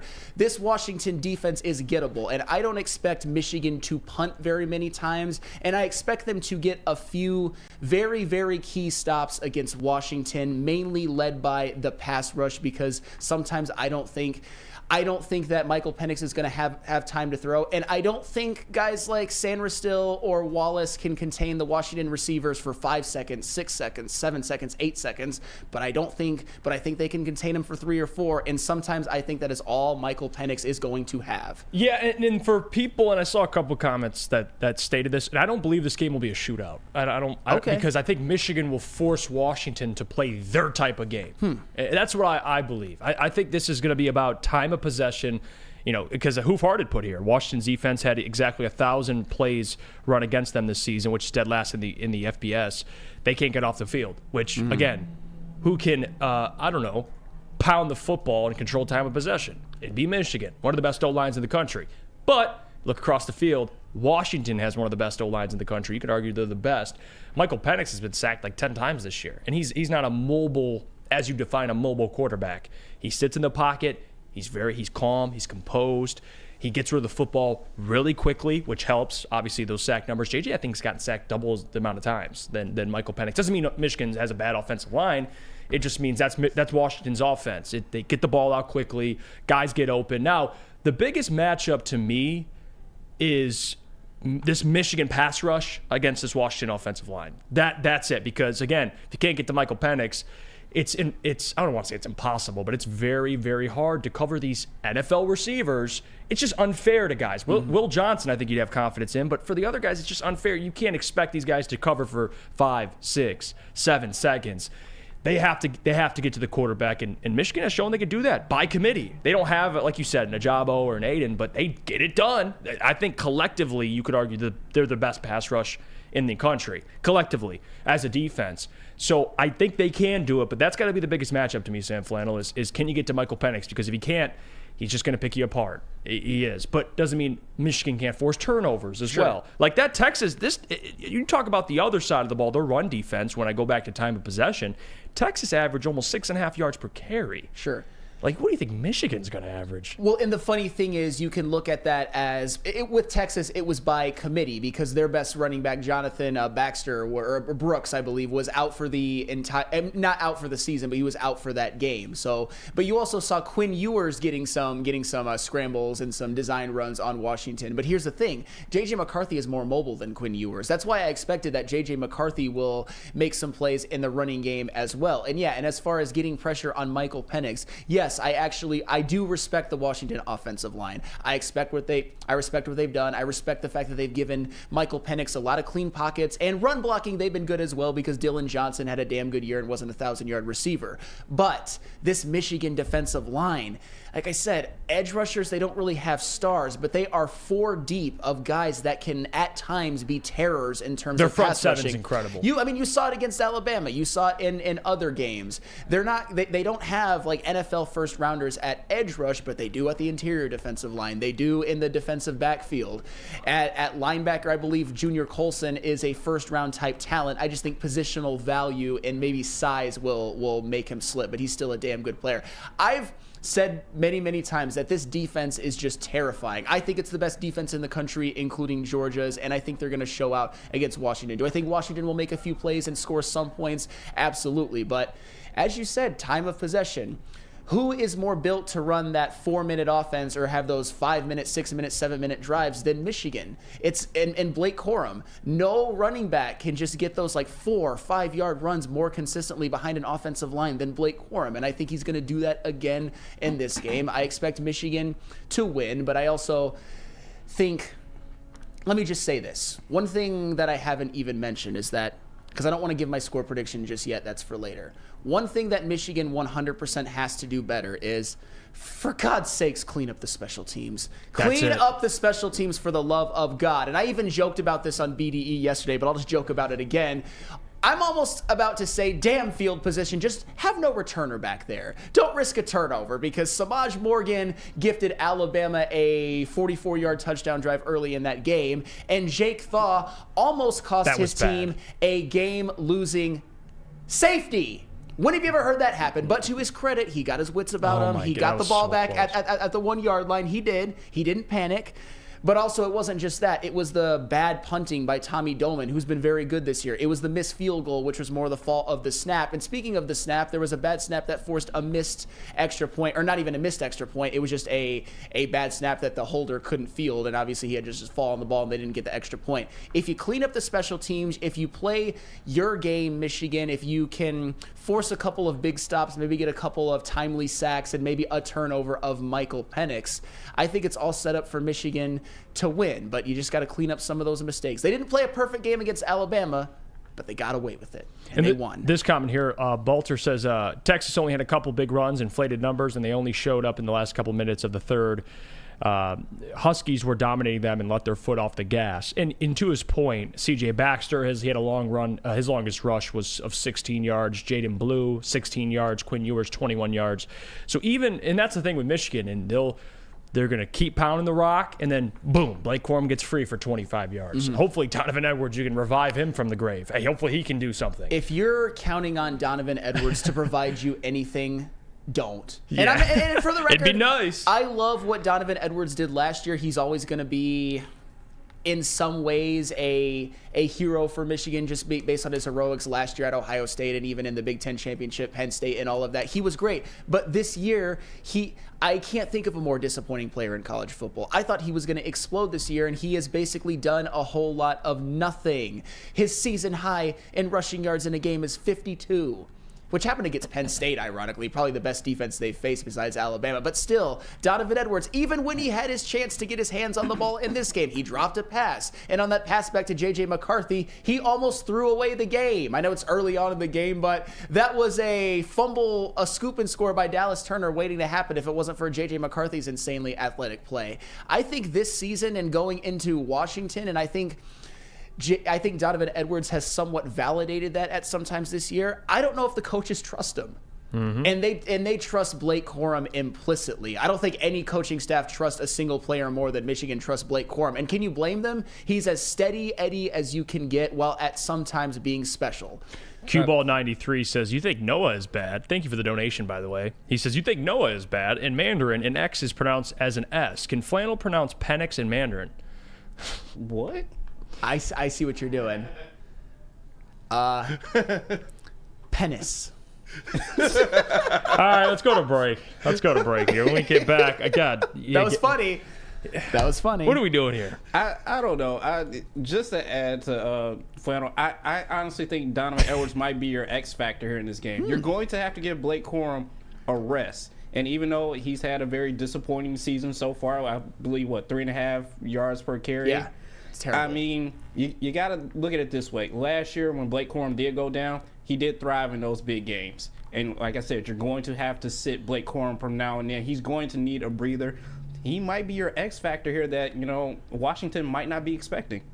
I don't hate that, My only counterpoint to that is, yes, for most running backs, they need a breather from time to time.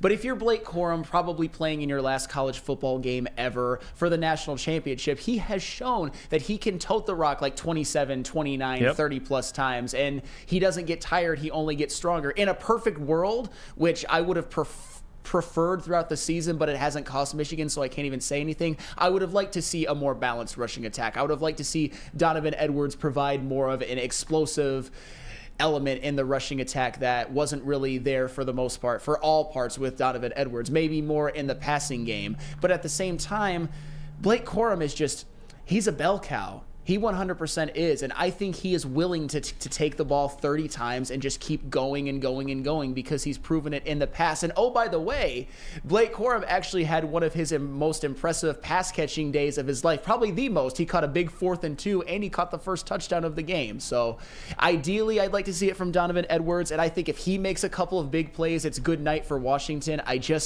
And JB, you can't blame me for this. I just can't count on it this season, unfortunately. Or I can't bank on it. Well, I'll tell you what. Even though Donovan Edwards has been disappointing, if I saw him working on at Planet Fitness, I wouldn't judge.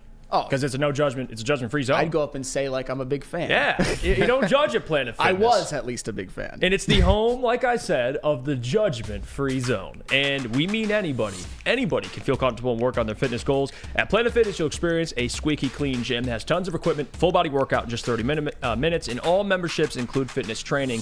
You'll get all of this for just $10 a month, no commitment. No matter where you are, there's a Planet Fitness close by, and there are more than 50 in Metro Detroit, thousands more throughout the world. See you guys right after the break. Come to Lady Jane's for an award-winning haircut experience and register for a once-in-a-lifetime opportunity to win an all-expenses-paid suite for the 2024 NCAA tournament for you and 5 of your best buds. Lady Jane's open 7 days a week. Walk in anytime. It's wicked awesome. Brace yourselves, Detroit. As the sun begins to set, 2 of Woodward Sports' brightest young stars will be taking the mic for a brand new show. Woodward Nights with Spooner and Broder. The dog days in Detroit are over, and the boys are unleashed. Join in on the banter and hop on the bandwagon of the #1 night show on the internet. Tune in to the Woodward Sports YouTube channel every weeknight from 8 to 10 p.m. Woodward Nights with Spooner and Broder.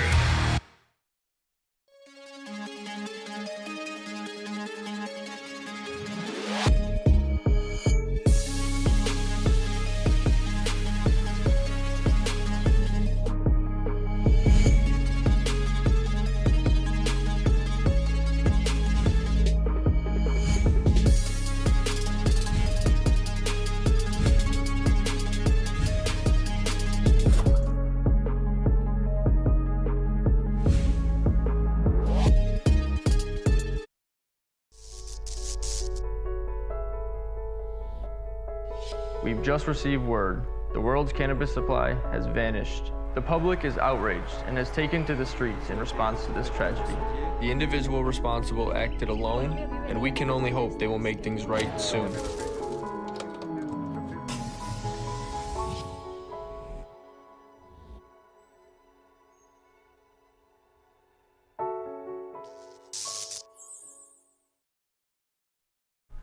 We're back. It's the Morning Woodward Show here on the Woodward Sports Network. We're going to get into Lions predictions. We'll give our game predictions here. We're going to save the national championship game for Monday. We'll give our predictions then. I think we'll be at Feldman. So we'll give them out at Feldman. So tune in for that show. We'll have more of an in-depth breakdown there. And then we'll give our final scores. But right now, let's give our final scores of the game on Sunday.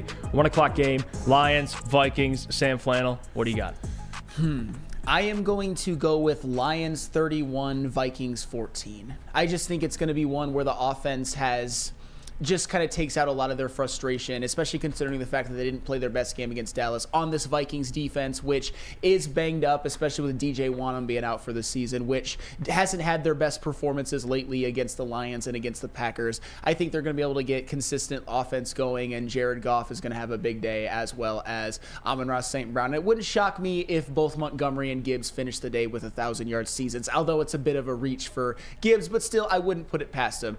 And defensively, I do think the Vikings might hit a big play to Justin Jefferson, but it won't really matter. And I think that they're going to get after Nick Mullins more than they did in the last game. And I think Nick Mullins throws a couple of interceptions, again, because that is what he does. He did it against Cincinnati before the Lions faced him, and he did it against the Lions, four of them. And you know what the Lions have, especially it's proven out this season, 3.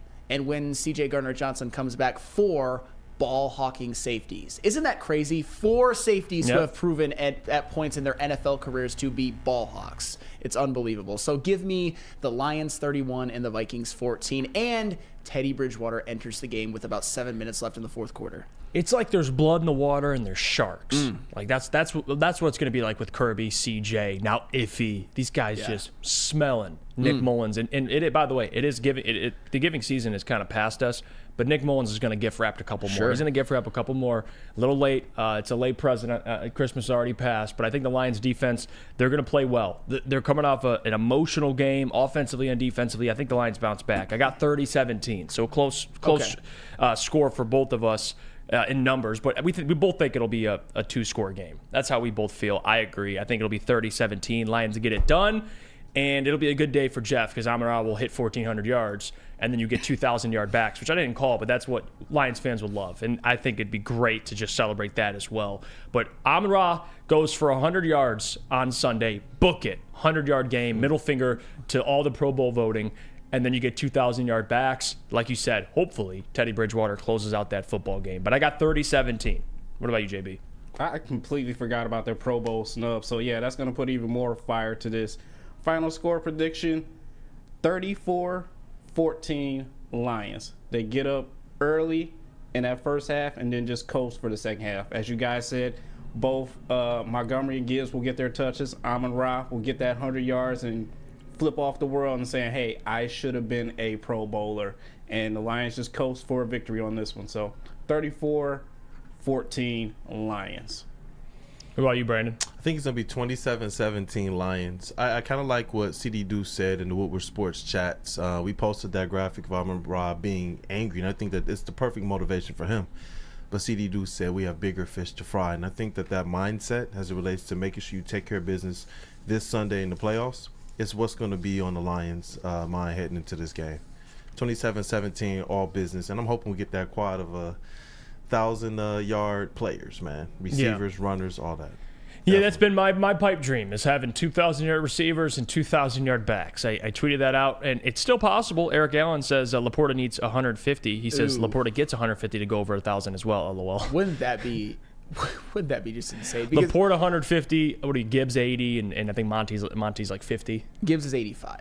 85. Which he's only done twice this season, both of his 100-yard games, but Jahmyr Gibbs could get half of that in one carry. He has shown to have a leads the league in 20+ yard games. He has a flair for the big run. So I don't think Laporta gets it personally, especially if Amon-Ra, is Amon-Ra St. Brown going to get $150 and Sam Laporta get $150? I don't necessarily think so. But at the end of the day, it doesn't really matter because Sam Laporta has still had one of the best seasons any rookie tight end has ever had. Even if he didn't do a damn thing in this game, he's still cemented as that. Yep. Italian tight end. He's a monster. All right, let's go to break. When we come back, we'll get into what's trending with JB. Then we'll get to mailbag. So stick around for that. But first, we got to hear about our friends from Premier Pet. Yes, where I get all of the best dog food, dog treats, and dog toys, and cat food, cat treats, and cat toys as well. Cannot forget Milo. For my golden retriever Jake and my orange cat Milo. Give your pet the best. Premier Pet Supply is hands down Michigan's best pet store. Same prices and all the conveniences of the online and big box retailers, with one major difference: family and locally owned and operated for 30+ years. Over 60 brands of food with nutrition experts to help you. Same day, local curbside, and home delivery. Premier Pet Supply. Give your pet the best. Visit their website at premierpetsupply.com. Since the dawn of moving people, Chevrolet has led the way. The world of transportation is changing. At Feldman Chevrolet, we are leading the charge forward. With every electric vehicle, every mile traveled, one Feldman at a time. The company that puts more Chevys on Michigan roads is now the #1 name for Chevy electric vehicles. Woodward Sports' own Tom Mazaway and Sam Stick Day will be hosting our Lions postgame show after every Lions game all season long. Tune into the Woodward Sports YouTube channel for his hot-off-the-press takes, game analysis, and Kool-Aid sipping celebrations.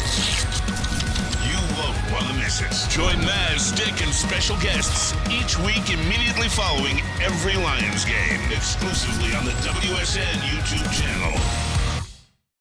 Your home is your most important asset. Flexibility in the sales process is key. When you work with Mark White & Associates, you can cancel at any time, for any reason, without penalty. Speaking of flexibility, check this out. Who you work with matters. Hire the best broker in the game.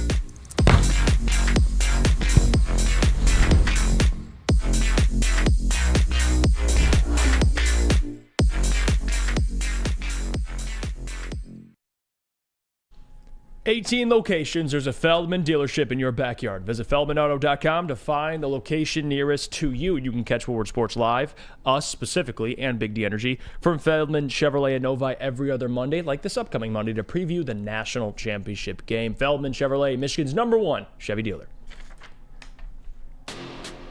You know what time it is. Check the clocks in the household. Check your watches. It's time. What's trending with JB? JB, what do you got for us today? Oh man, it can't top what you had earlier. I know that was crazy. That was wild. But speaking of national championships, Flannel, I have to ask you this first and foremost: is this real? Michigan's plane decked out like, is this real? Ooh, I'm not sure. Because there are reports that like this has landed in Houston, and they went all out with this whole plane right here. Which I gotta say, it looks kind of sharp. I like it.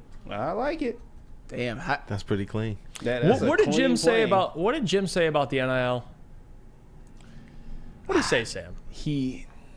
I can't remember off the top of my head. So you guys can buy an effing 747, whatever the hell it is. Oh, you're talking about maybe Michigan's like lack of commitment to it or whatnot. Is that what you're referring and it's to? not specifically Jim's fault, but their lack of commitment to the NIL. But they buy an effing jet. A giant, beautiful, custom-designed jet.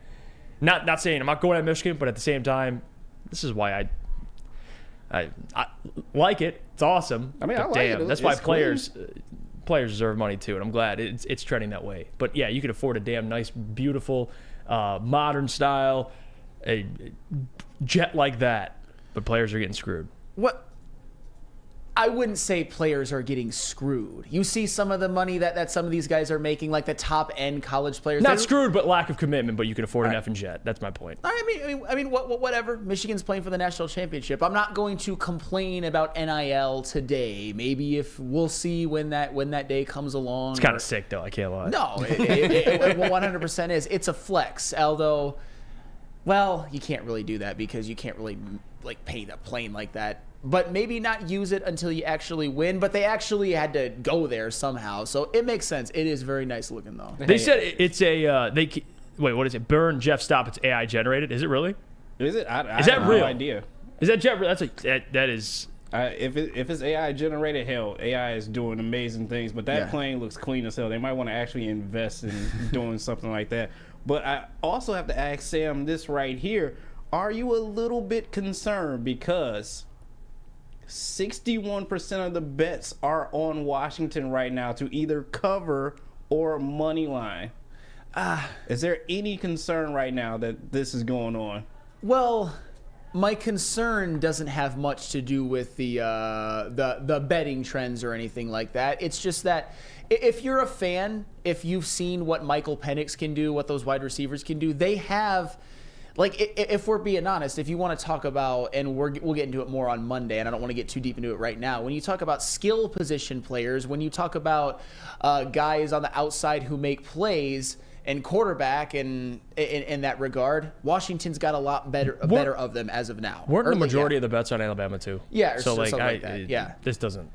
Yeah, it doesn't really bother me. It's just that when it comes to wide receivers and quarterback and even offensive line to some extent, Washington's got a damn good offense. And I think people like offense. And, You've seen Washington do this to a lot of teams, actually, like at least blitz them offensively and score a lot of points. So for people who maybe aren't familiar with Michigan's defense and maybe got their first introduction to them in the last game, maybe they just trust Washington's offense over Michigan's defense. Who knows? I'm not worried about betting trends, though, personally, but it is a little, I don't know. Maybe it has to do with the spread, too. Yeah, it's a little fishy, but, I'm not looking too much into it, Bet with your heart on this one, I truly say. But lastly, I got to bring this up because the fan votes for the All-Star game came out. And Jeff, Sam, Kool-Aid, I'm looking on this list, and I don't see Cade anywhere. Can anyone help me out with this? I mean, you check the win-loss record. That'll explain a lot. But Kyle Kuzma's there. So, it doesn't make a ton of sense, but it is what it is. When you stink and you're not playing on a bigger stage, it's almost impossible to make these. I mean, you got Kyle Kuzma, he's having a good year, but Washington completely blows too. So you have that argument, I guess. But no one's as bad as the Pistons. So I really don't have an argument for it, Kool-Aid. I don't. Yeah, no, I can't really argue. He's putting up all-star numbers. Yeah. If the Pistons had just a few more wins, I think you see him on this list. But no national TV games. They've kind of been the laughingstock of the NBA. And I do feel like the NBA doesn't like the fact that they've kind of just publicly and purposely tanked the last few years. They don't like to reward that. We've seen them get hosed in some of the awards. We've seen them get hosed now and stuff like this. So it is what it is. Can't even argue it. Yeah, there's really no... and it sucks because it's not Cade Cunningham's fault at all. He doesn't have enough help, and I think that's as obvious to anybody. He is putting up all-star level numbers, especially as of lately. But when you're on a team that still could, by the way, have the worst record in NBA history, your players aren't going to get rewarded in kind. But as they start to win more, hopefully over the next couple of years, I still expect multiple all-star game appearances from Cade Cunningham. Yeah, and I think Cade, out of that draft class he came out of, has the most 30-point games. Most 30-point, most 25-point, and most 20-point games. Yeah, he's proven. He's crushing. Yeah, we know what he is. He's proven himself out there. He's definitely proven himself. It's sad to see him off that list, but that is all for what is trending with JB on Friday. I have more next week for you guys when it's National Championship Day. Oh, that'll be a fun one. Appreciate you, JB. Good stuff. Let me tell you about our friends over at Hamlin Pub, then we'll get to mailbag. So get your questions ready. Have you ever wanted to be at a bar where you're known as a regular? Well, we have just the place for you. Head to one of Hamlin Pub's 7 locations and experience where everyone is a regular. You can head over to the one in Rochester, which we typically, not all the time, but we like to do post-game shows at. I don't think we'll be there this weekend. Or you can head to one of their 7 locations. They got one by my house. Me and my dad like to go there. They got great wings. Get a couple beers, watch Michigan sporting events, or NFL games in general. Check it out over at Hamlin Pub and experience your new favorite pub for all things sports. Since the dawn of moving people, Chevrolet has led the way. The world of transportation is changing. At Feldman Chevrolet, we are leading the charge forward. With every electric vehicle, every mile traveled, one Feldman at a time. The company that puts more Chevys on Michigan roads is now the #1 name for Chevy electric vehicles.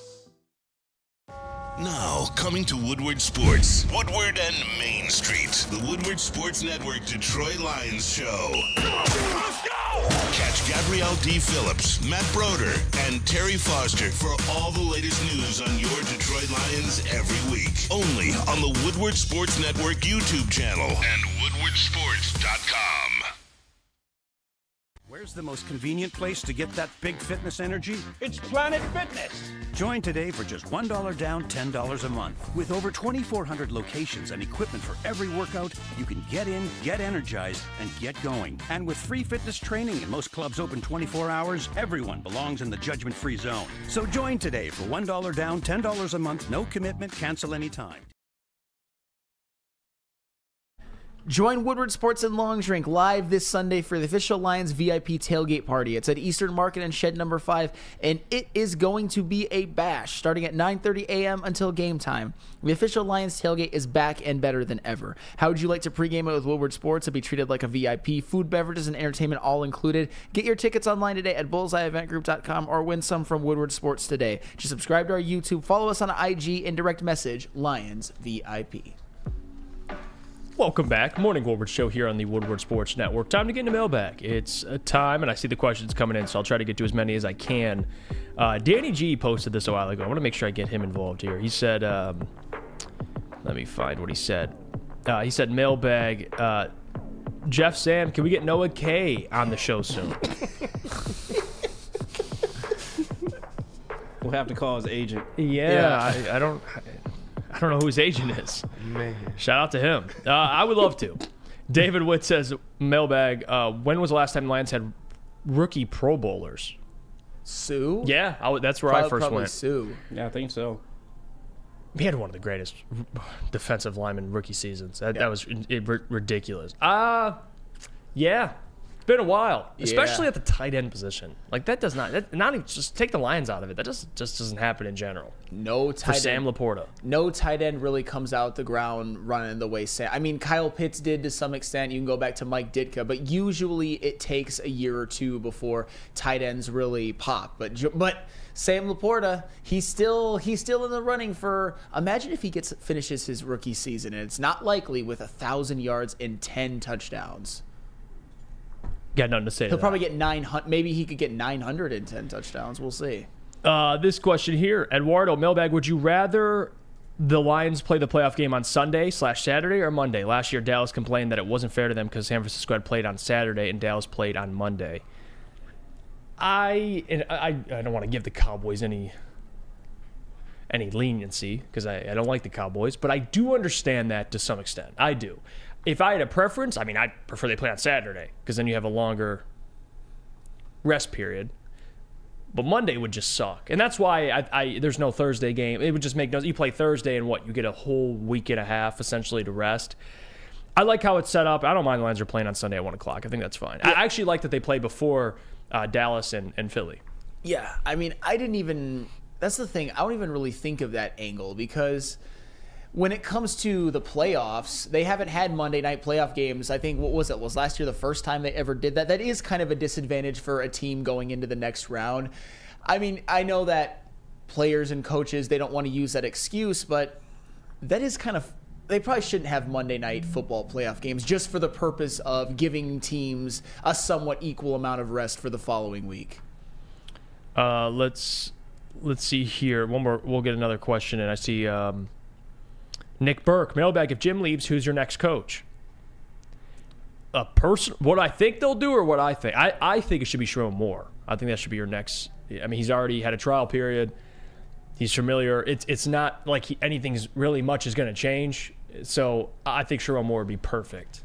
Sherrone Moore, I wouldn't mind it just because when he did show that he was a head coach, he guided them to wins, and I think the job that he did, particularly against Ohio State, was damn good. I really respect that. But what I think they'll do, I don't know about Sherrone Moore. I think a sleeper one, and there's some things I've heard is Brian Kelly. Sleeper. He never fit in the South. He never has fit in the South. Jeff ain't buying. Brian Kelly, talk about a sleeper. He put me to sleep. I think Brian Kelly. Brian Kelly's a good coach. Yeah, he is. I like Sherrone Moore. He's the obvious choice, I think. But Brian Kelly, cool. All right. He did. I'm kidding. He did coach the Heisman winner, so I will give that. But still, I think Sherrone Moore deserves it. I do, and he's young. You'd have him for a long, long time. He could be there for a long time. I wouldn't hate it. Maybe a little staff continuity too. I don't know if it's if what we have right now is something you want to. And I know Brian Kelly has a hell of a track record, but you want to leave up to an entire new coaching staff. But at the same time, you can argue, and I've heard this argument as well. It's Michigan, and you promote a first-time coach, because when they hired Jim Harbaugh, that was the splash hire of splash hires. Like, who could you have gotten better than Jim Harbaugh? And then you follow it up with Sherrone Moore. But at the same time, he has head coaching experience this season when he needed to, with the ultimate stakes, with a lot of pressure and not a whole lot of time to prepare for that. He delivered. He 100% did. So kudos to Sherrone Moore, and it wouldn't bother me at all if he is the next Michigan coach. But it's going to be Jim Harbaugh next year. That's what's going to happen. Eduardo says, mailbag, would everyone around the room sacrifice Michigan getting embarrassed for a Lions Super Bowl win? That's easy for me. No. Michigan gets embarrassed, but Lions win a Super Bowl. My Michigan fandom usurps my Lions fandom. It just does. It just does. Wow. My logic on that, man, is that college football changes so much from year to year, but the Lions are on an ascent that I couldn't do it. I couldn't sacrifice There we go.